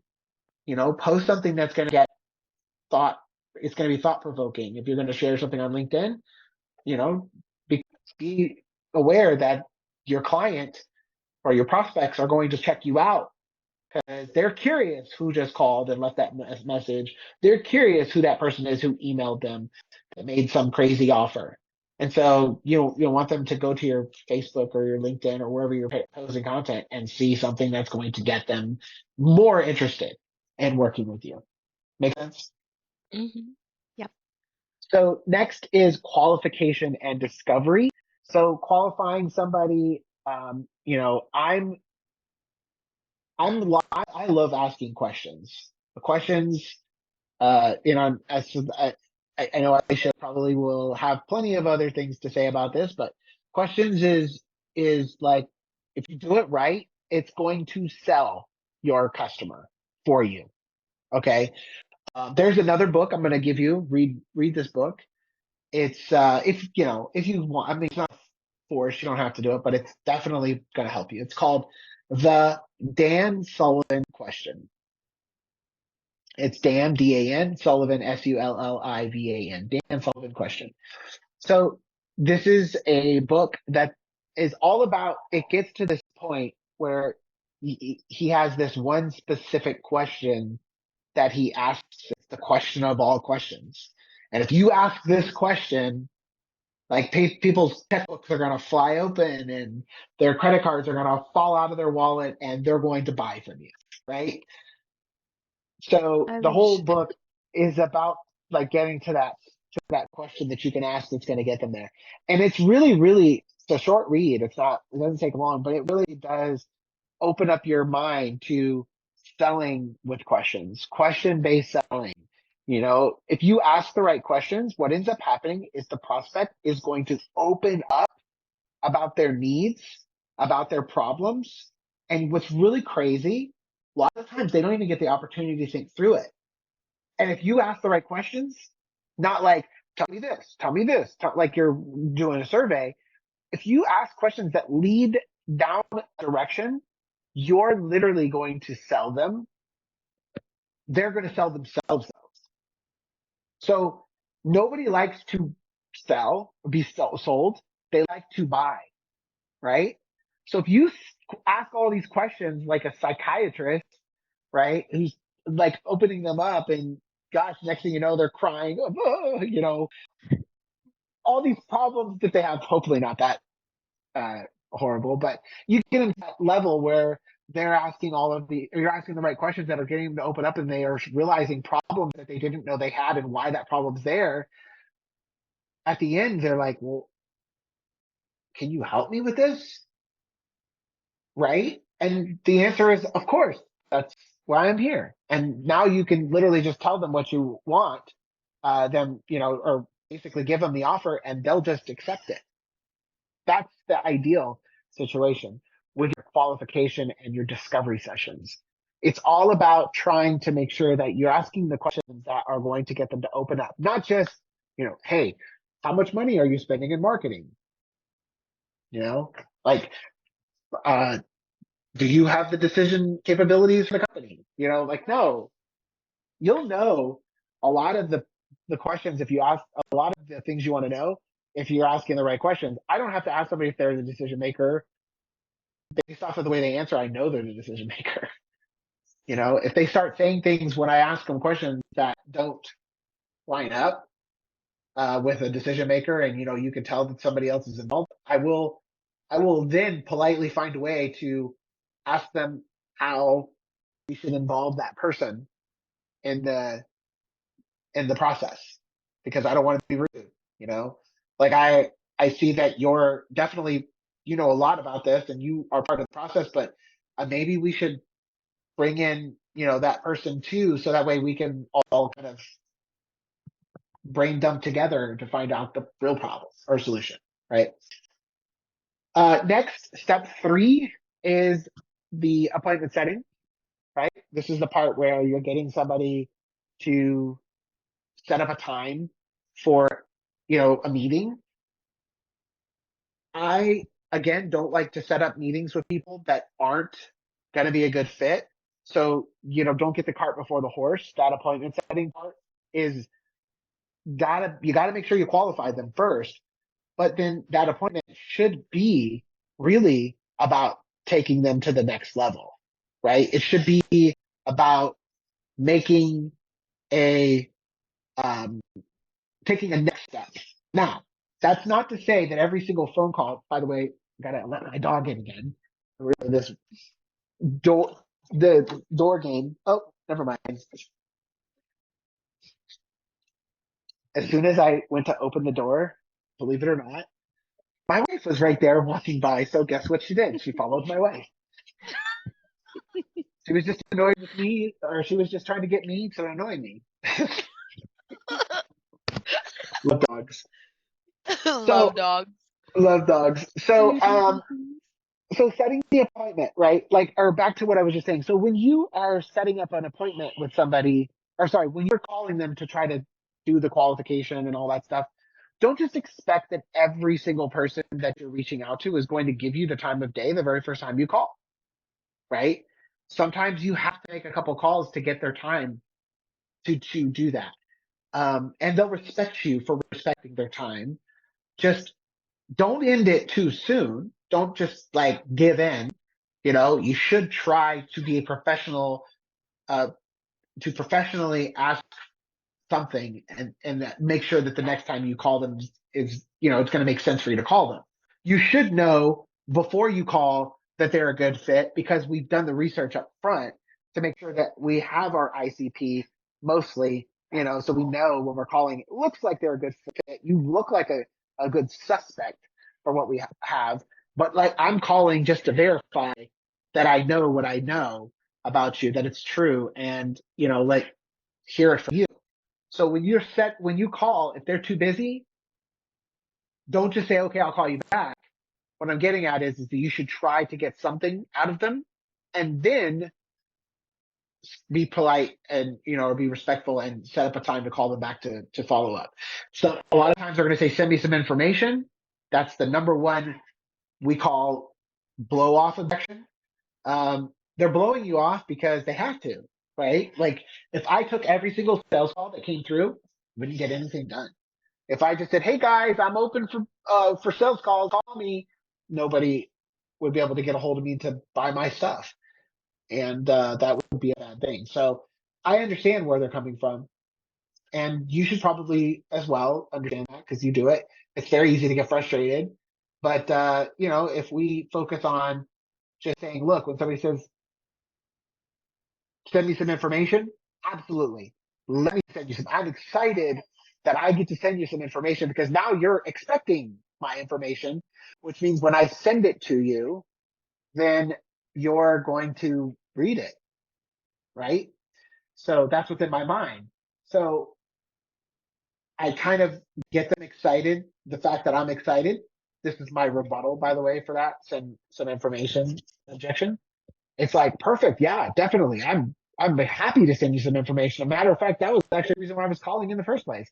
So I want to send you some information, but I want to make sure that I send you what you need to see in order to not waste your time to provide you the value that, we're trying to provide here. So can you tell me like, and then boom, go into a couple of questions that you think you can get from them at that point. 9 times out of 10, maybe not 9, let's say 8 times out of 10, that kicks the door wide open and you're on the phone for 15 minutes. Because most people don't know how to handle that objection.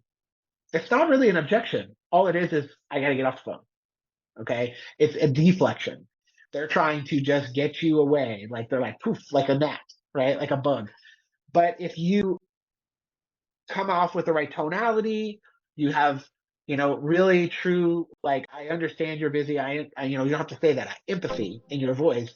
I totally get it. Actually, the reason why I was calling in the first place is just to send you information. I didn't expect you to be open to talking to me. You don't even know me, right? It's kind of the approach. Next thing you know, you're on the phone for 15 minutes and you're bank qualifying them by asking your questions. And now they love you. And so, the next time you say, hey, look, I don't want to take too much more of your time because look, I could do it, but I want to set up a time where we can get a little bit, more close and intimate here. Let's get on a Zoom, and take that call to the next level and build that relationship. And at that point, you know, we could talk about how we could do business. By the way, that is part of your band, is making sure that they know that you're calling for a purpose, and the purpose is what? To do business. It's not just because we want to, you know, keep on calling you. And I want to set a tone for that next call, that when I call you, if everything lines up, which I'm pretty sure it is, or I wouldn't be wasting your time, my goal is to do business with you. Okay? Sounds good. So step 4, discovery call and solution presentation. And Mark, sorry, before Yeah. we move on, I just want to add one thing, Jennifer. One thing I've seen with salespeople, especially with offshore, people that I've worked with, a lot of times we feel guilty for calling people, and we feel sort of as if, we're tiptoeing around like, no, this is not a sales call. Like, it's okay, we can do business. You have to own up to the fact that, and address the elephant in the room, that yeah, this is a sales call, but I'm not trying to sell you anything right now. I'm just trying to get to know your business and see if you're a good fit. And if it works out, then we'll do business. I'm not somebody that likes to sell you anything just for the sake of it. If you're not going to need it, that's a waste of your money and my time to sell you that.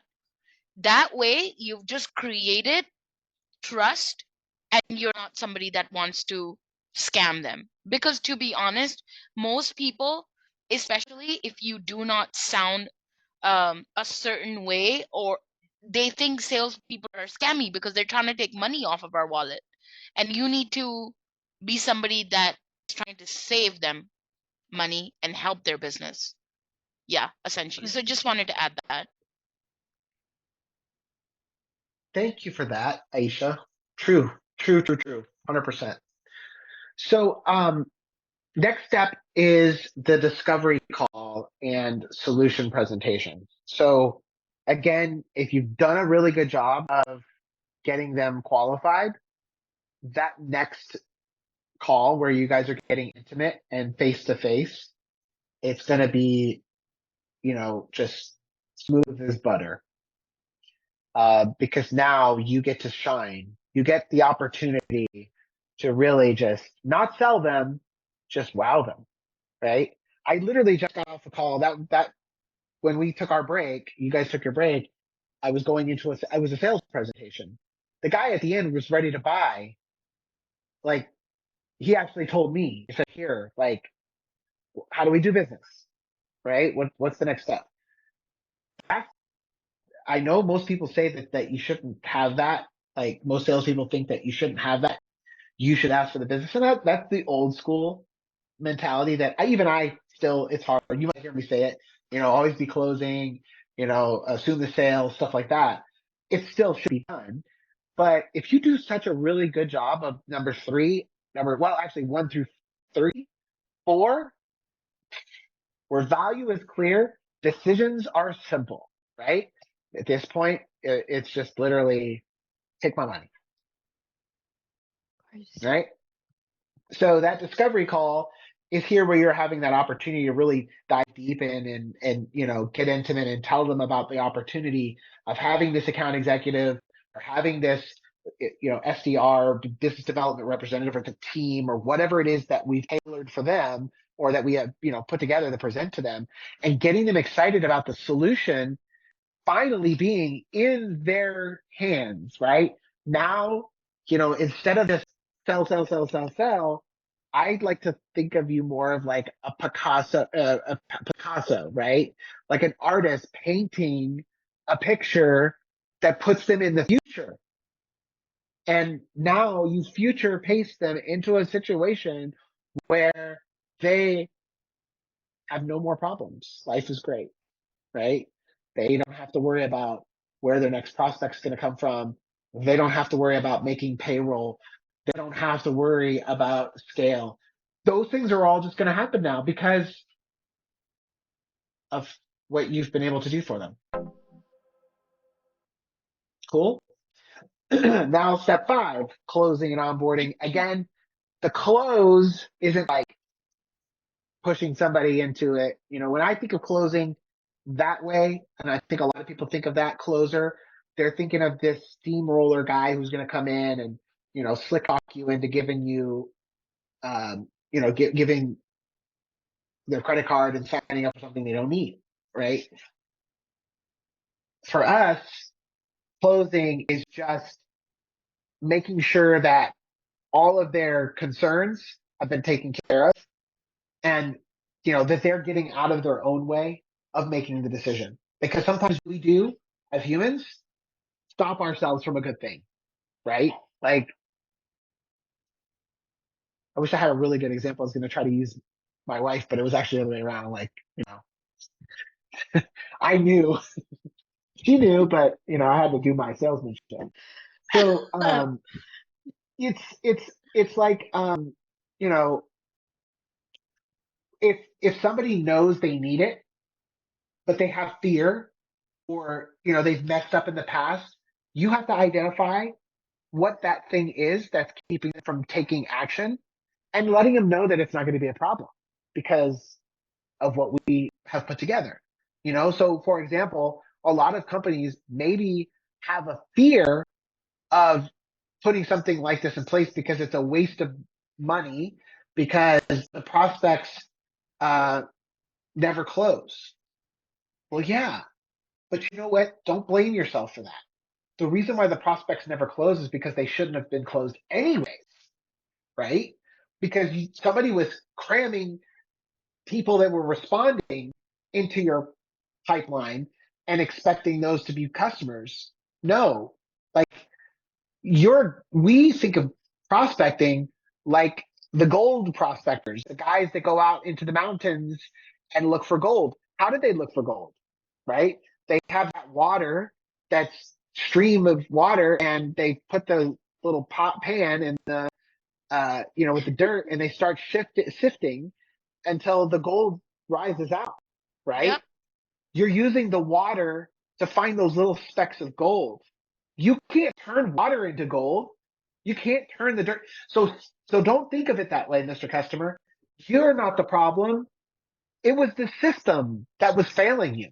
And we know. So, if you handle things in that way, now you're removing their pain because they've, associated it with their problem, them being their fault, or maybe even, you've killed 2 birds with 1 stone because they also had bad agencies that were, misrepresenting or selling them. And now if they understand you have like a real system that you're going to help them set up, boom, that changes everything, right? So that's closing, that's handling objections. Then, negotiating the terms and all these other things is just simply just handling some paperwork. And that's actually the way I always like to frame it. It's like, never say contract, let's get the paperwork started. Yeah. Paperwork sounds real simple, right? Just gonna handle some paperwork. Just gonna, dot some I's, cross some T's. Let's get the agreement going and let's start making you successful. That's the sales process. So you ready to go? Ooh, yes, of course.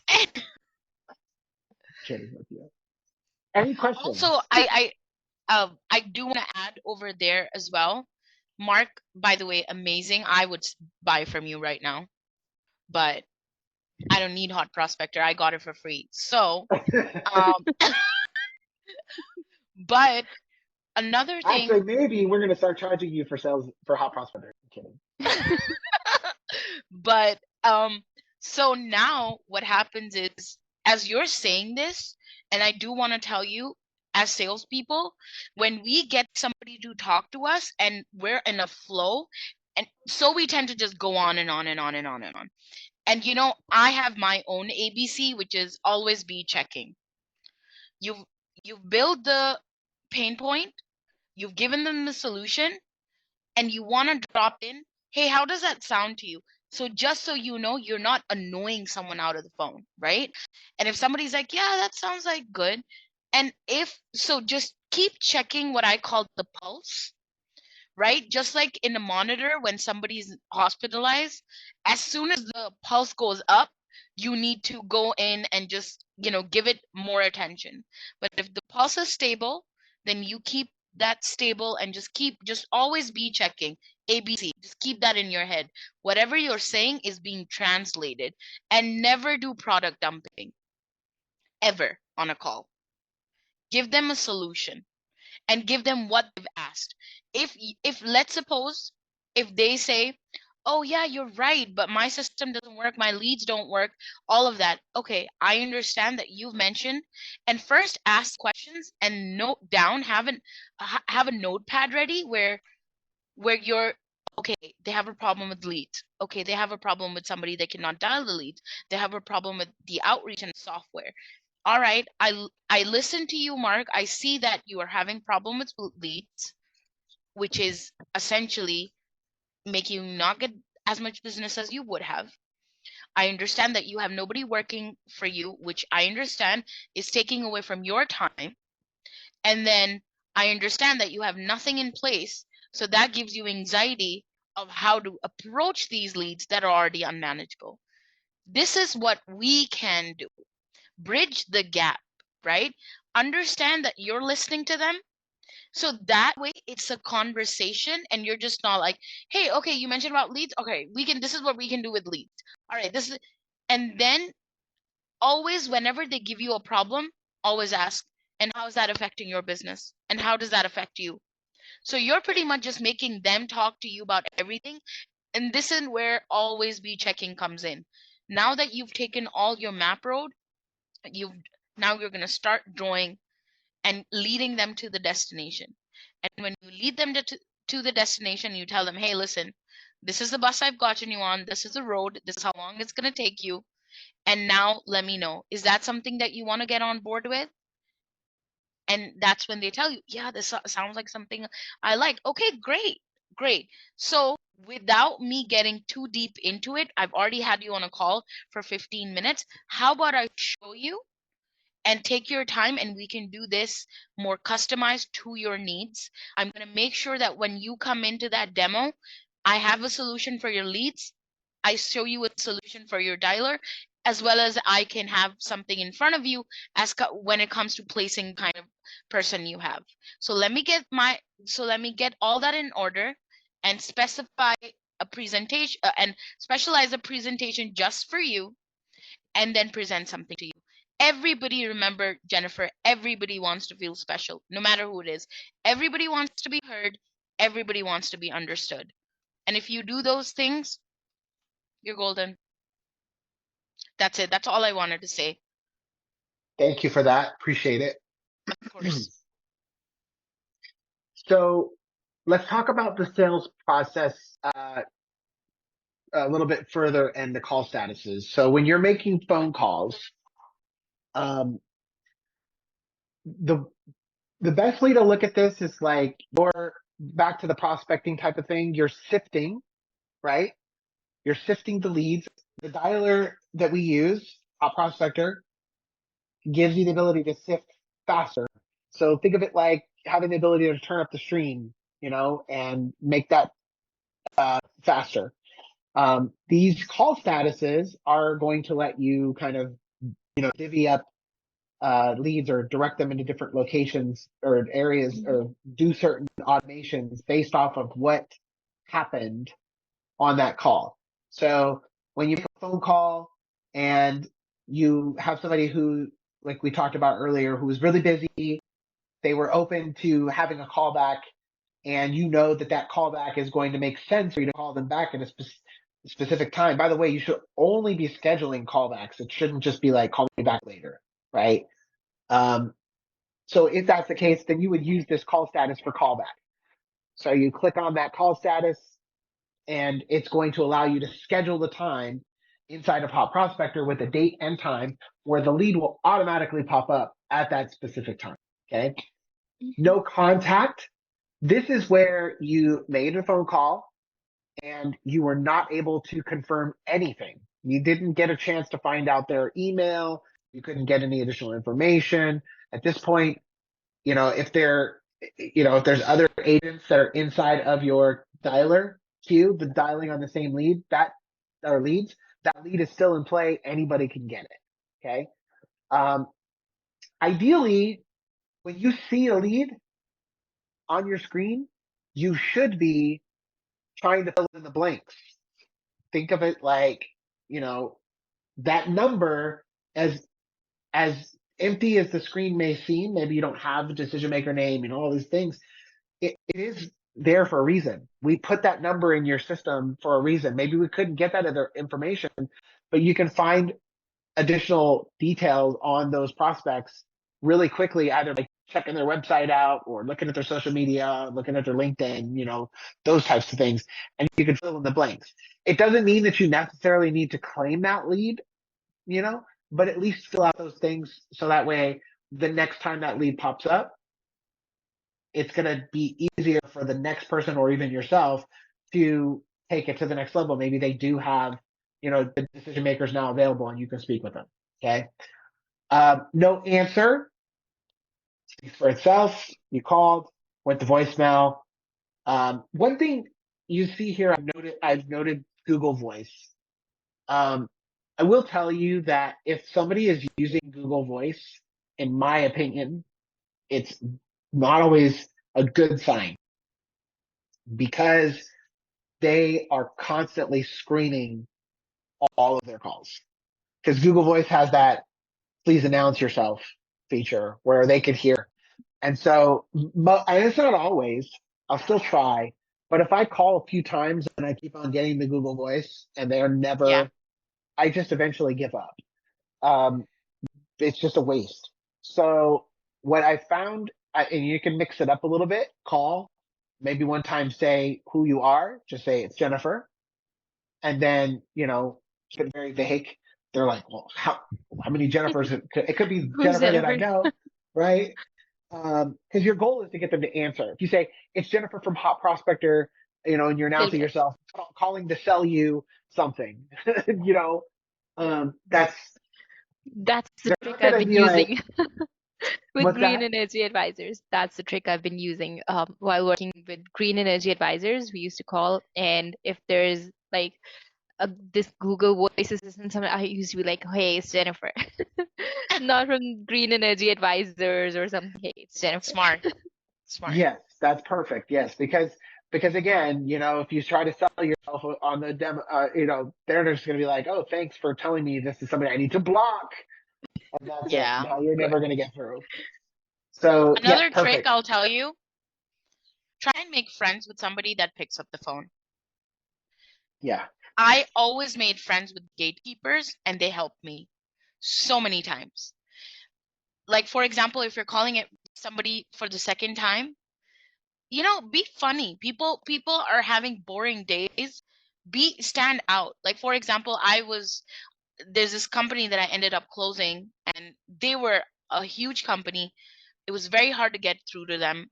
I went to their directory and I probably must have left a voicemail for everybody. And one of the people called me back because the gatekeeper wouldn't let me in. And then the next time I called her, and I don't remember her name, but I was like, "Hey, Samantha, listen, I'm going to call tomorrow.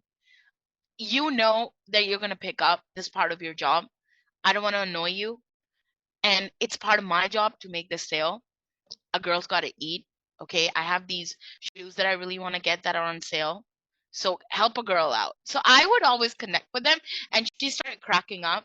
And she's like, "What shoes are you looking for?" And I was like, "Oh, these ones. Which one do you like? Do you wear heels?" And then this is how the conversation started.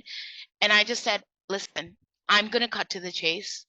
I'm trying to get in and resolve the issues that you guys are having with your truckers not being able to, manage their time.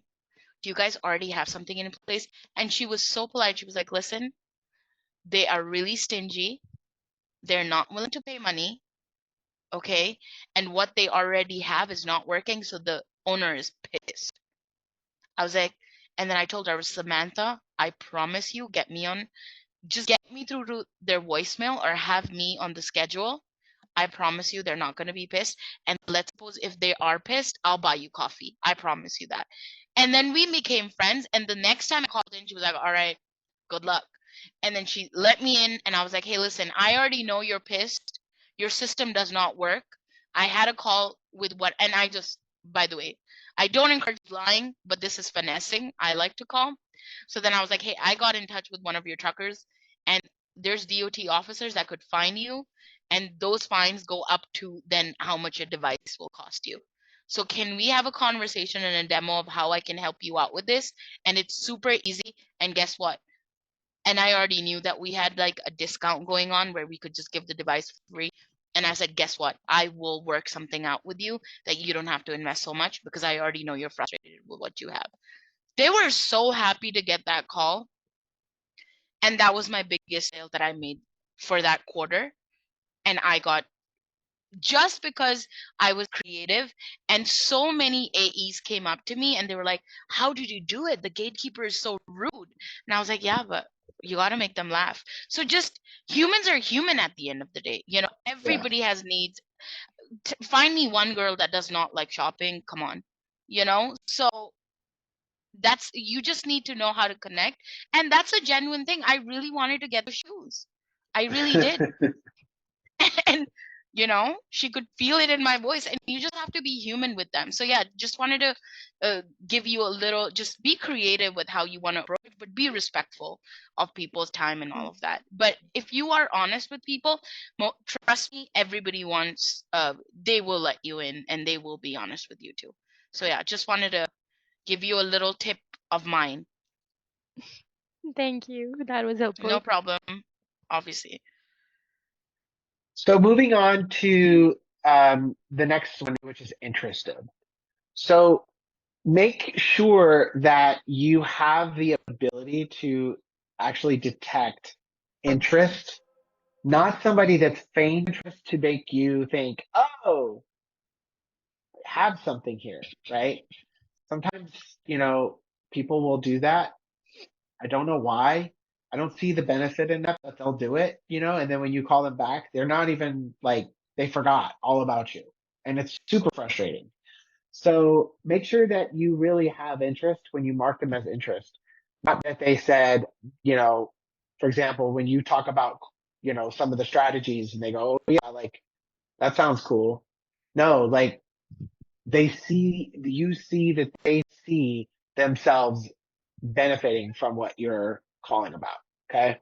So when you click interested, what that's going to do is that's now going to mark it as a prospect in our system. So when we're prospecting, your goal is two things. One, get prospects.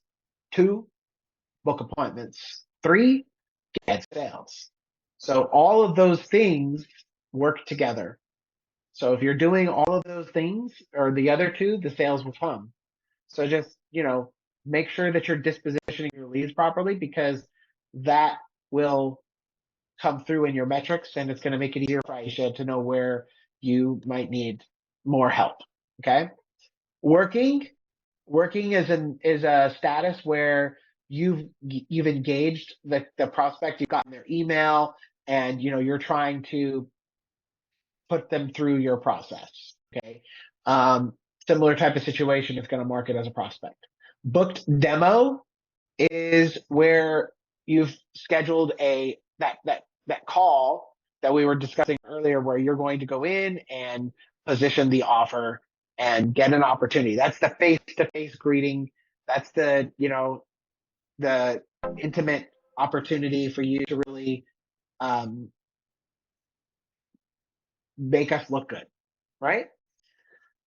Next thing is nurture. Nurture is going to be for prospects that they're not right now a customer, they're not in a situation where they could be a customer, but maybe down the road, there may be something that might fit, you know, they might be a good fit later.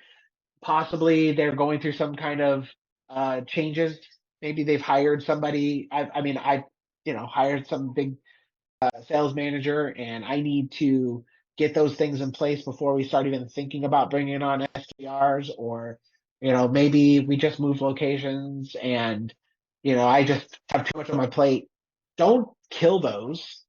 click on the nurture, and then what it's going to do is it's going to start dripping out content to them. We have a couple of different nurture sequences, one for dialer and one for SDR. So depending on which one, that they are more interested in, then you would just nurture them appropriately. Again, you don't have to do anything except for make sure you have their name, their email, get as much info as possible before you just nurture somebody. Okay. Okay.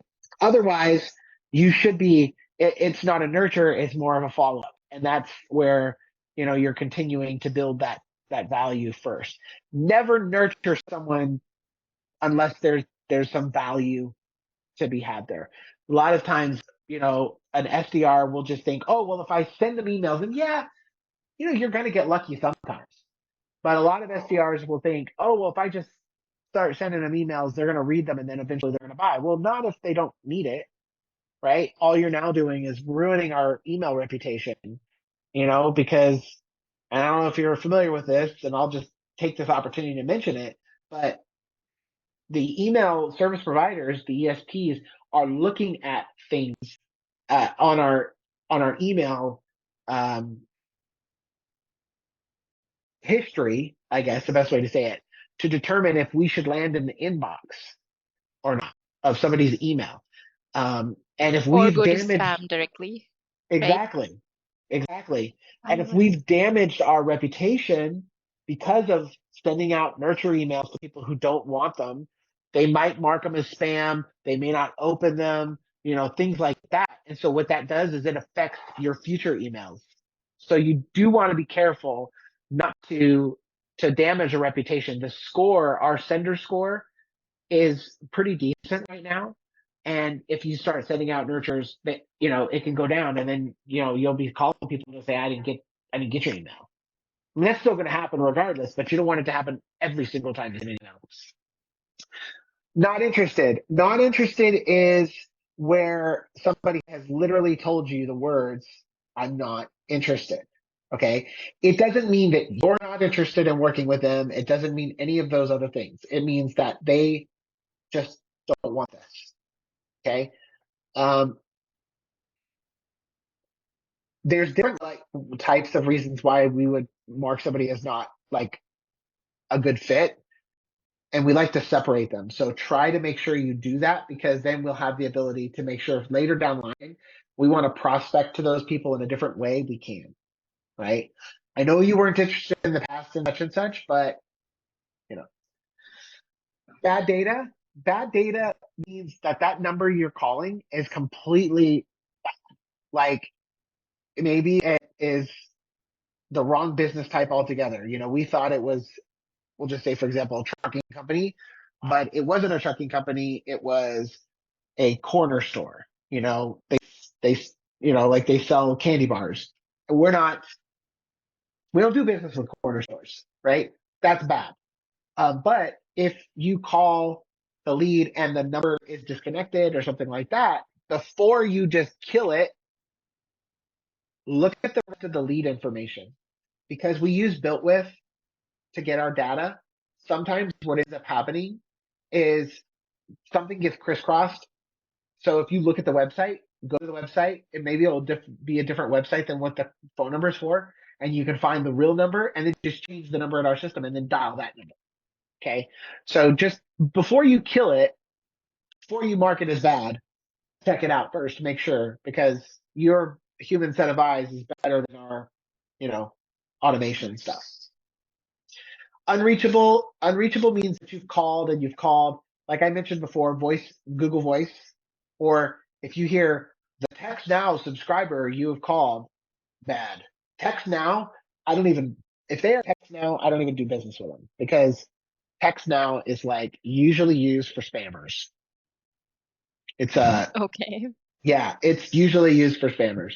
Like they offer free. So is Google Voice. Google Voice is another one. It's like that. So I'm on the fence with Google Voice, but some people use Google Voice for business. So you can't just discard them. But Text Now, I have not found anybody good using Text Now. Disqualified. You're right. Am I right? Okay, cool. I mean, Yes, because I you're right actually, about text now. yeah, Text Now is horrible. Disqualified. Disqualified means I called the company, I spoke to them, I presented our offering or whatever, and let's say, for example, it's an agency, and you find out the guy is working when you call him at his job, right? And that doesn't mean I would instantly kill it because they're working at a job, because maybe that could be the thing that helps them get out of that job. But he has to be willing. McDonald's has to buy potatoes in order to make French fries. So if this guy's not willing to buy the potatoes, then there's nothing we can do to help him. But if he has that ability to make that decision, and he knows, I would be very clear with somebody, this is what it would cost. This is what kind of a time frame I would expect you to have to put in for this to be a win for you. If you're willing to continue, let's move forward. Let's talk. But if not, I don't want to waste your time, because it's like, you can't afford it. I don't want to make it, difficult on you, make you feel worse about yourself. Maybe one day when you are better or in a better situation, we can do something, right? So disqualified means that even that level, there's no deal that can be made, right? They just aren't a good fit. On the flip side, maybe it's a huge agency, right? And they have Fortune 500 customers, okay?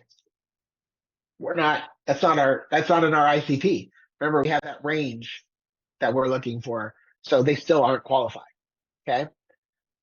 Next is do not call. Do not call is what I mean. Someone says, hey, stop calling me. Put me on your do not call list. Stop contacting me. They can say it anyway. Okay. If they're saying don't make another attempt to my, number, quit bothering me, whatever it is, stop right there, dead in your tracks. Thank you. Have a great day. Don't need to try to throw a rebuttal at them. You can't. It's illegal. You don't need to say lots of words. Just say, thank you. Have a great day. Don't say it in a frustrated tone. You can say, I appreciate your time, whatever, but just thank them and move on. Okay. And mark it, do not call in our system, and that's it. It'll go to a special area where our system will make sure that they're blocked moving forward. Okay. Okay. Any questions about call statuses? No. It'll be clear once you get into the dialer and you see how everything works, but if you'll be able to have access to this, so you can refer back to it anytime if you're ever curious or you've forgotten. Okay.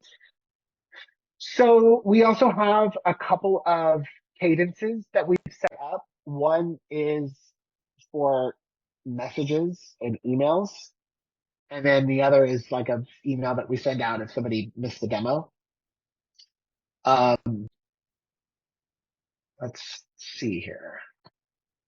So just to give you an idea of how that cadence would work. So the first day, and it might be a little bit different than what you see here. This is just giving you a general idea. Okay. We have different emails. We try different things, but just to give you a general idea. So step one, day one, we cold call. Don't leave a voicemail if they don't answer. Okay. Step two, for that same day, you're going to send out an email. Step three, you're going to call back in a few days. Our system automatically cadences them, so you don't have to worry about that. Okay. Okay. Cool. So cold call script, do not call again, leave a voicemail, or do not leave a voicemail. Sorry. I don't know why I said that. Cold call script, don't leave a voicemail. The voicemails are not usually the best way to get somebody to respond. And everybody will tell you different. I personally have had very little success. I've tried all kinds of things leaving voicemails when it comes to businesses. It's possible, you might have some special secret sauce, and I'm not telling you not to leave a voicemail if you really think you can at the end of the prospecting sequence, but I just found it's just not the greatest. Same day three, we're going to send out another email. Day five, we're going to do another call. Don't leave a voicemail. Send out another email. Day seven, same thing. Actually, that day you can leave a voicemail, right? And here, actually, the reason why to leave a voicemail is we're sending some proof, right? These other things we talk about, our approach and such, but on this day, we're sending them some proof. So remember that testimonial with Cairo Queens, right? Where we helped that agency sell their business because of the amazing results. Hey, just wanted to call and let you know I sent you over a case study that I think that you would love to see.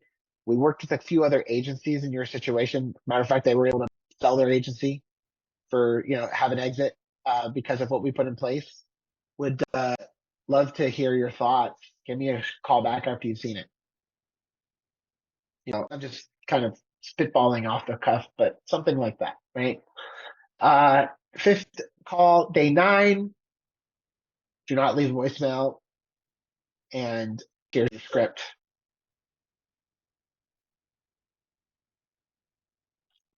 And actually, in this situation here, it's another, here's leading with value. So on that final day, I send them out an email with a script that they can use to help them generate more business. And I'm hoping that because I've left them something valuable in their email, they're going to open that up and go, wow, that's helpful. I wonder what else that I can get from having this conversation with Jennifer.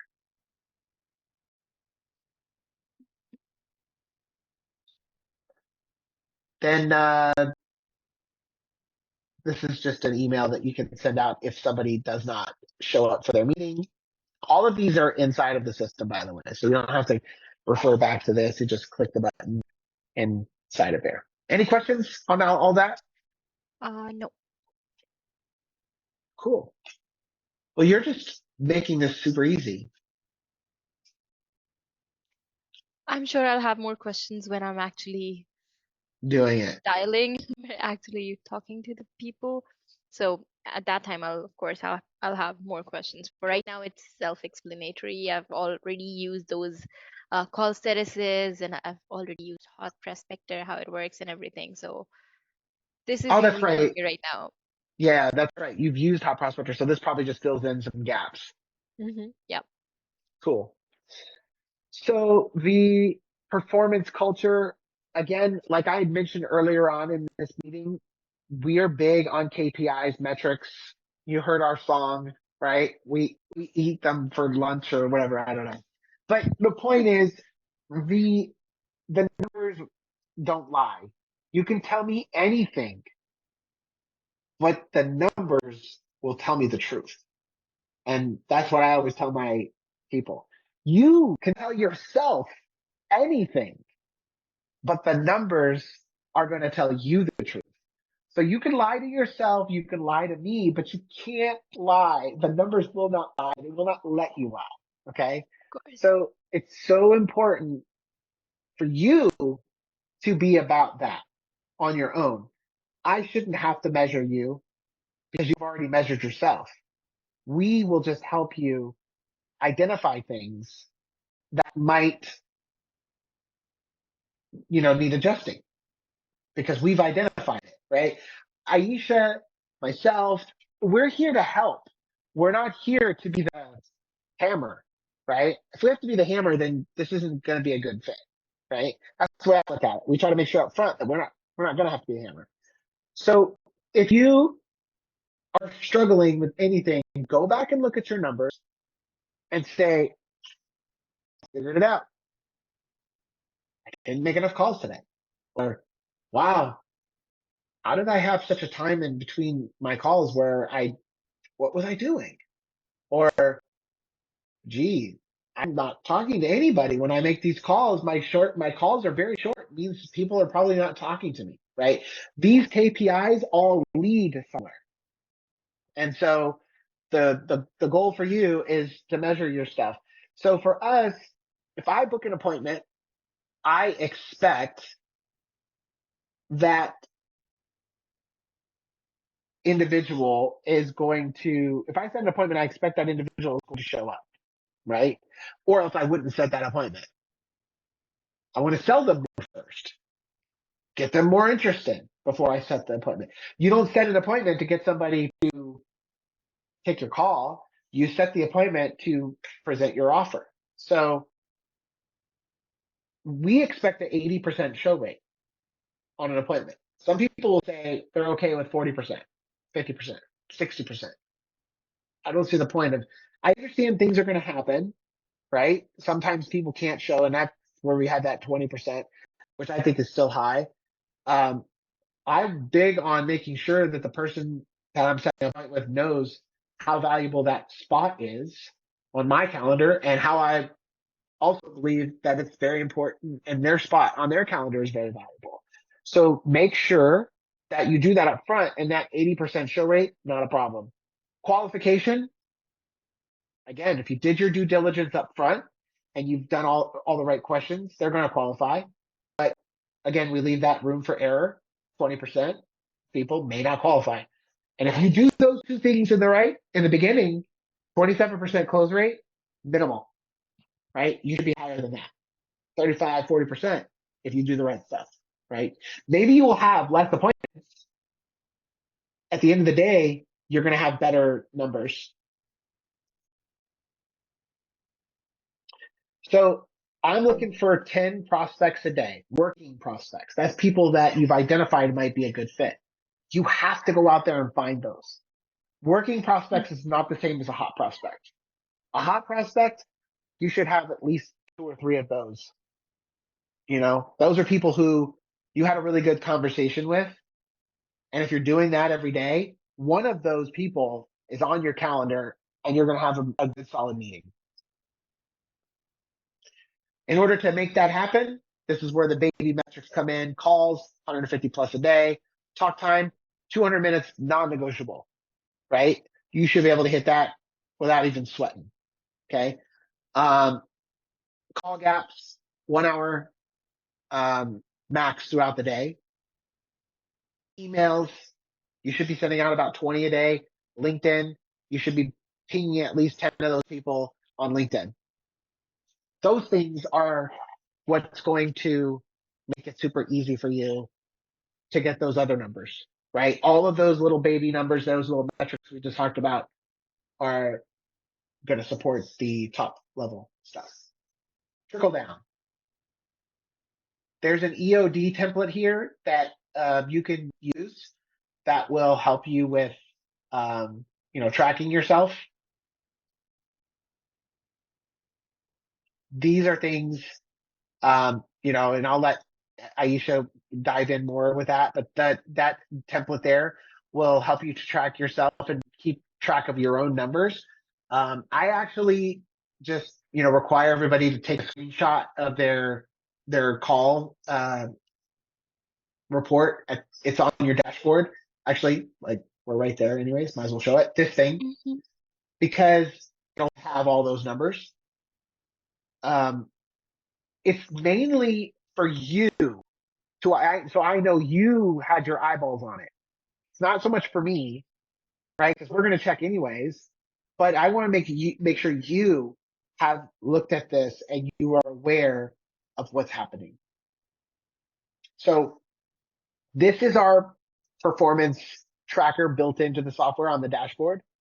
It shows me, Aisha, whoever's looking at it, all of the data that we've been talking about. How many emails you sent, how many texts you sent, how many calls you made, how many decision makers you spoke to, what was the answers, answer rate, answered calls, how much talk time did you have, what's the average time that is in between your calls? Like, are you having a lot of time where you're, just doing something else?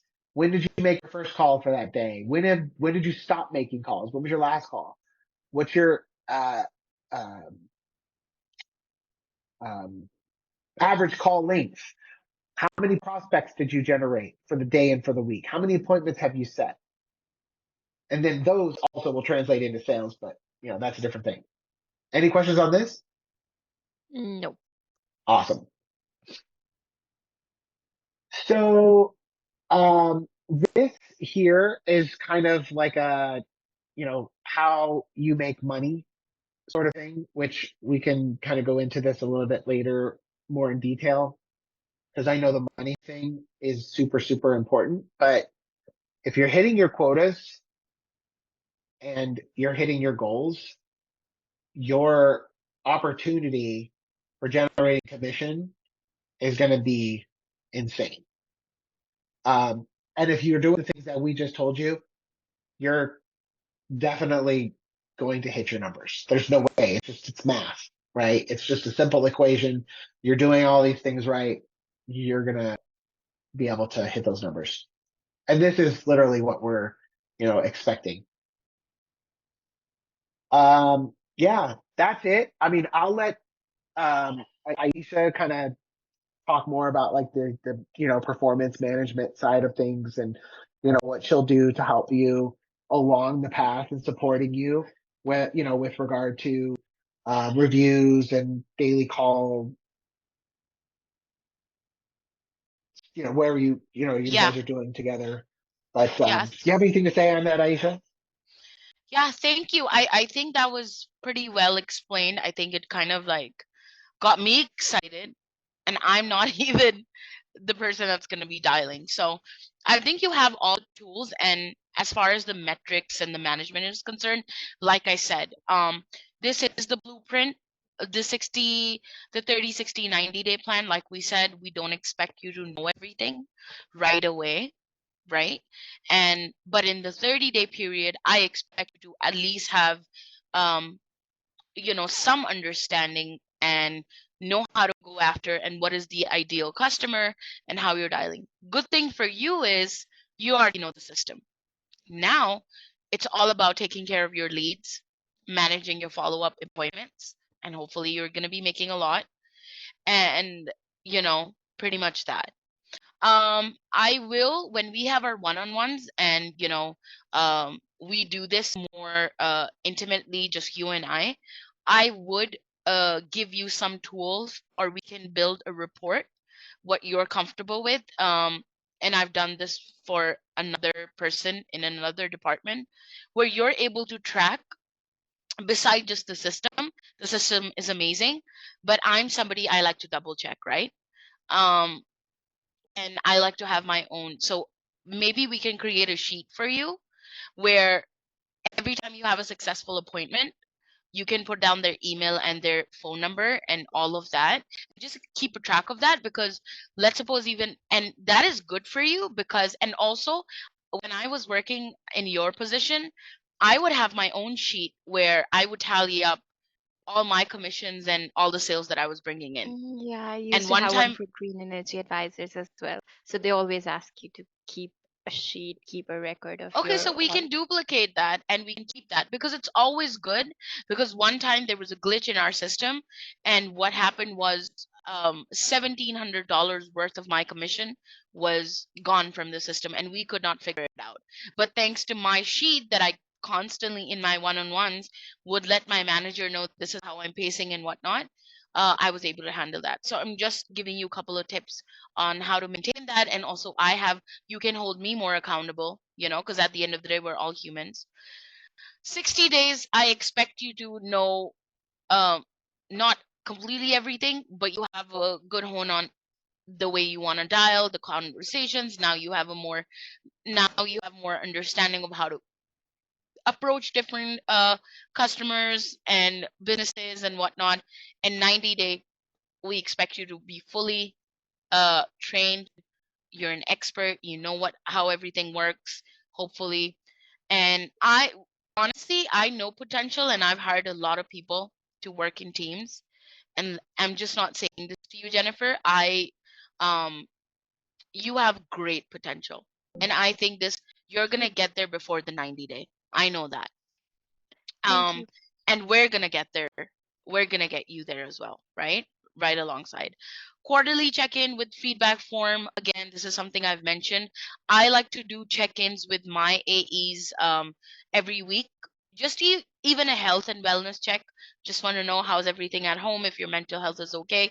Sales is something that is very demanding, and you're talking to people, and there's a lot of rejection that you face. So I want you to be able to have that time with me every week, where you know that you're getting, beside just the numbers that we talk about, you also have I mean, we will talk about numbers in that, but also we can always do a check-in with how you're doing otherwise, right? Because that is important to me. And then obviously quarterly close loss review, so that we go over what kind of accounts we're closing, and then, to see if we're not underestimating a potential, right? Or just to have a review, again, keeping ourselves accountable, seeing what kind of accounts we're closing, and if the accounts that have been closed, they're properly have gone out of our system, so we're not dialing and putting double the effort in what we're doing. Biannual review, obviously, we're you working 6 months into it, you should be an expert, and hopefully you'll grow and the company grows and we get more sales come in. And yeah, and culture setting guide, and that we pretty much have done uh, alongside as we're doing this training. And since you've already been a part of Hot Prospector, I know you have insight into that. And one thing I would personally like to say, to all my AEs and just humans in general, and I was talking about this initially, I think everybody has a gift. God has placed you on this earth with a gift, right? It's how you're going to use that in your purpose and in your path to stand out from everybody else. I knew at a very young age that I have the gift of the gab. I can talk and I can make people laugh.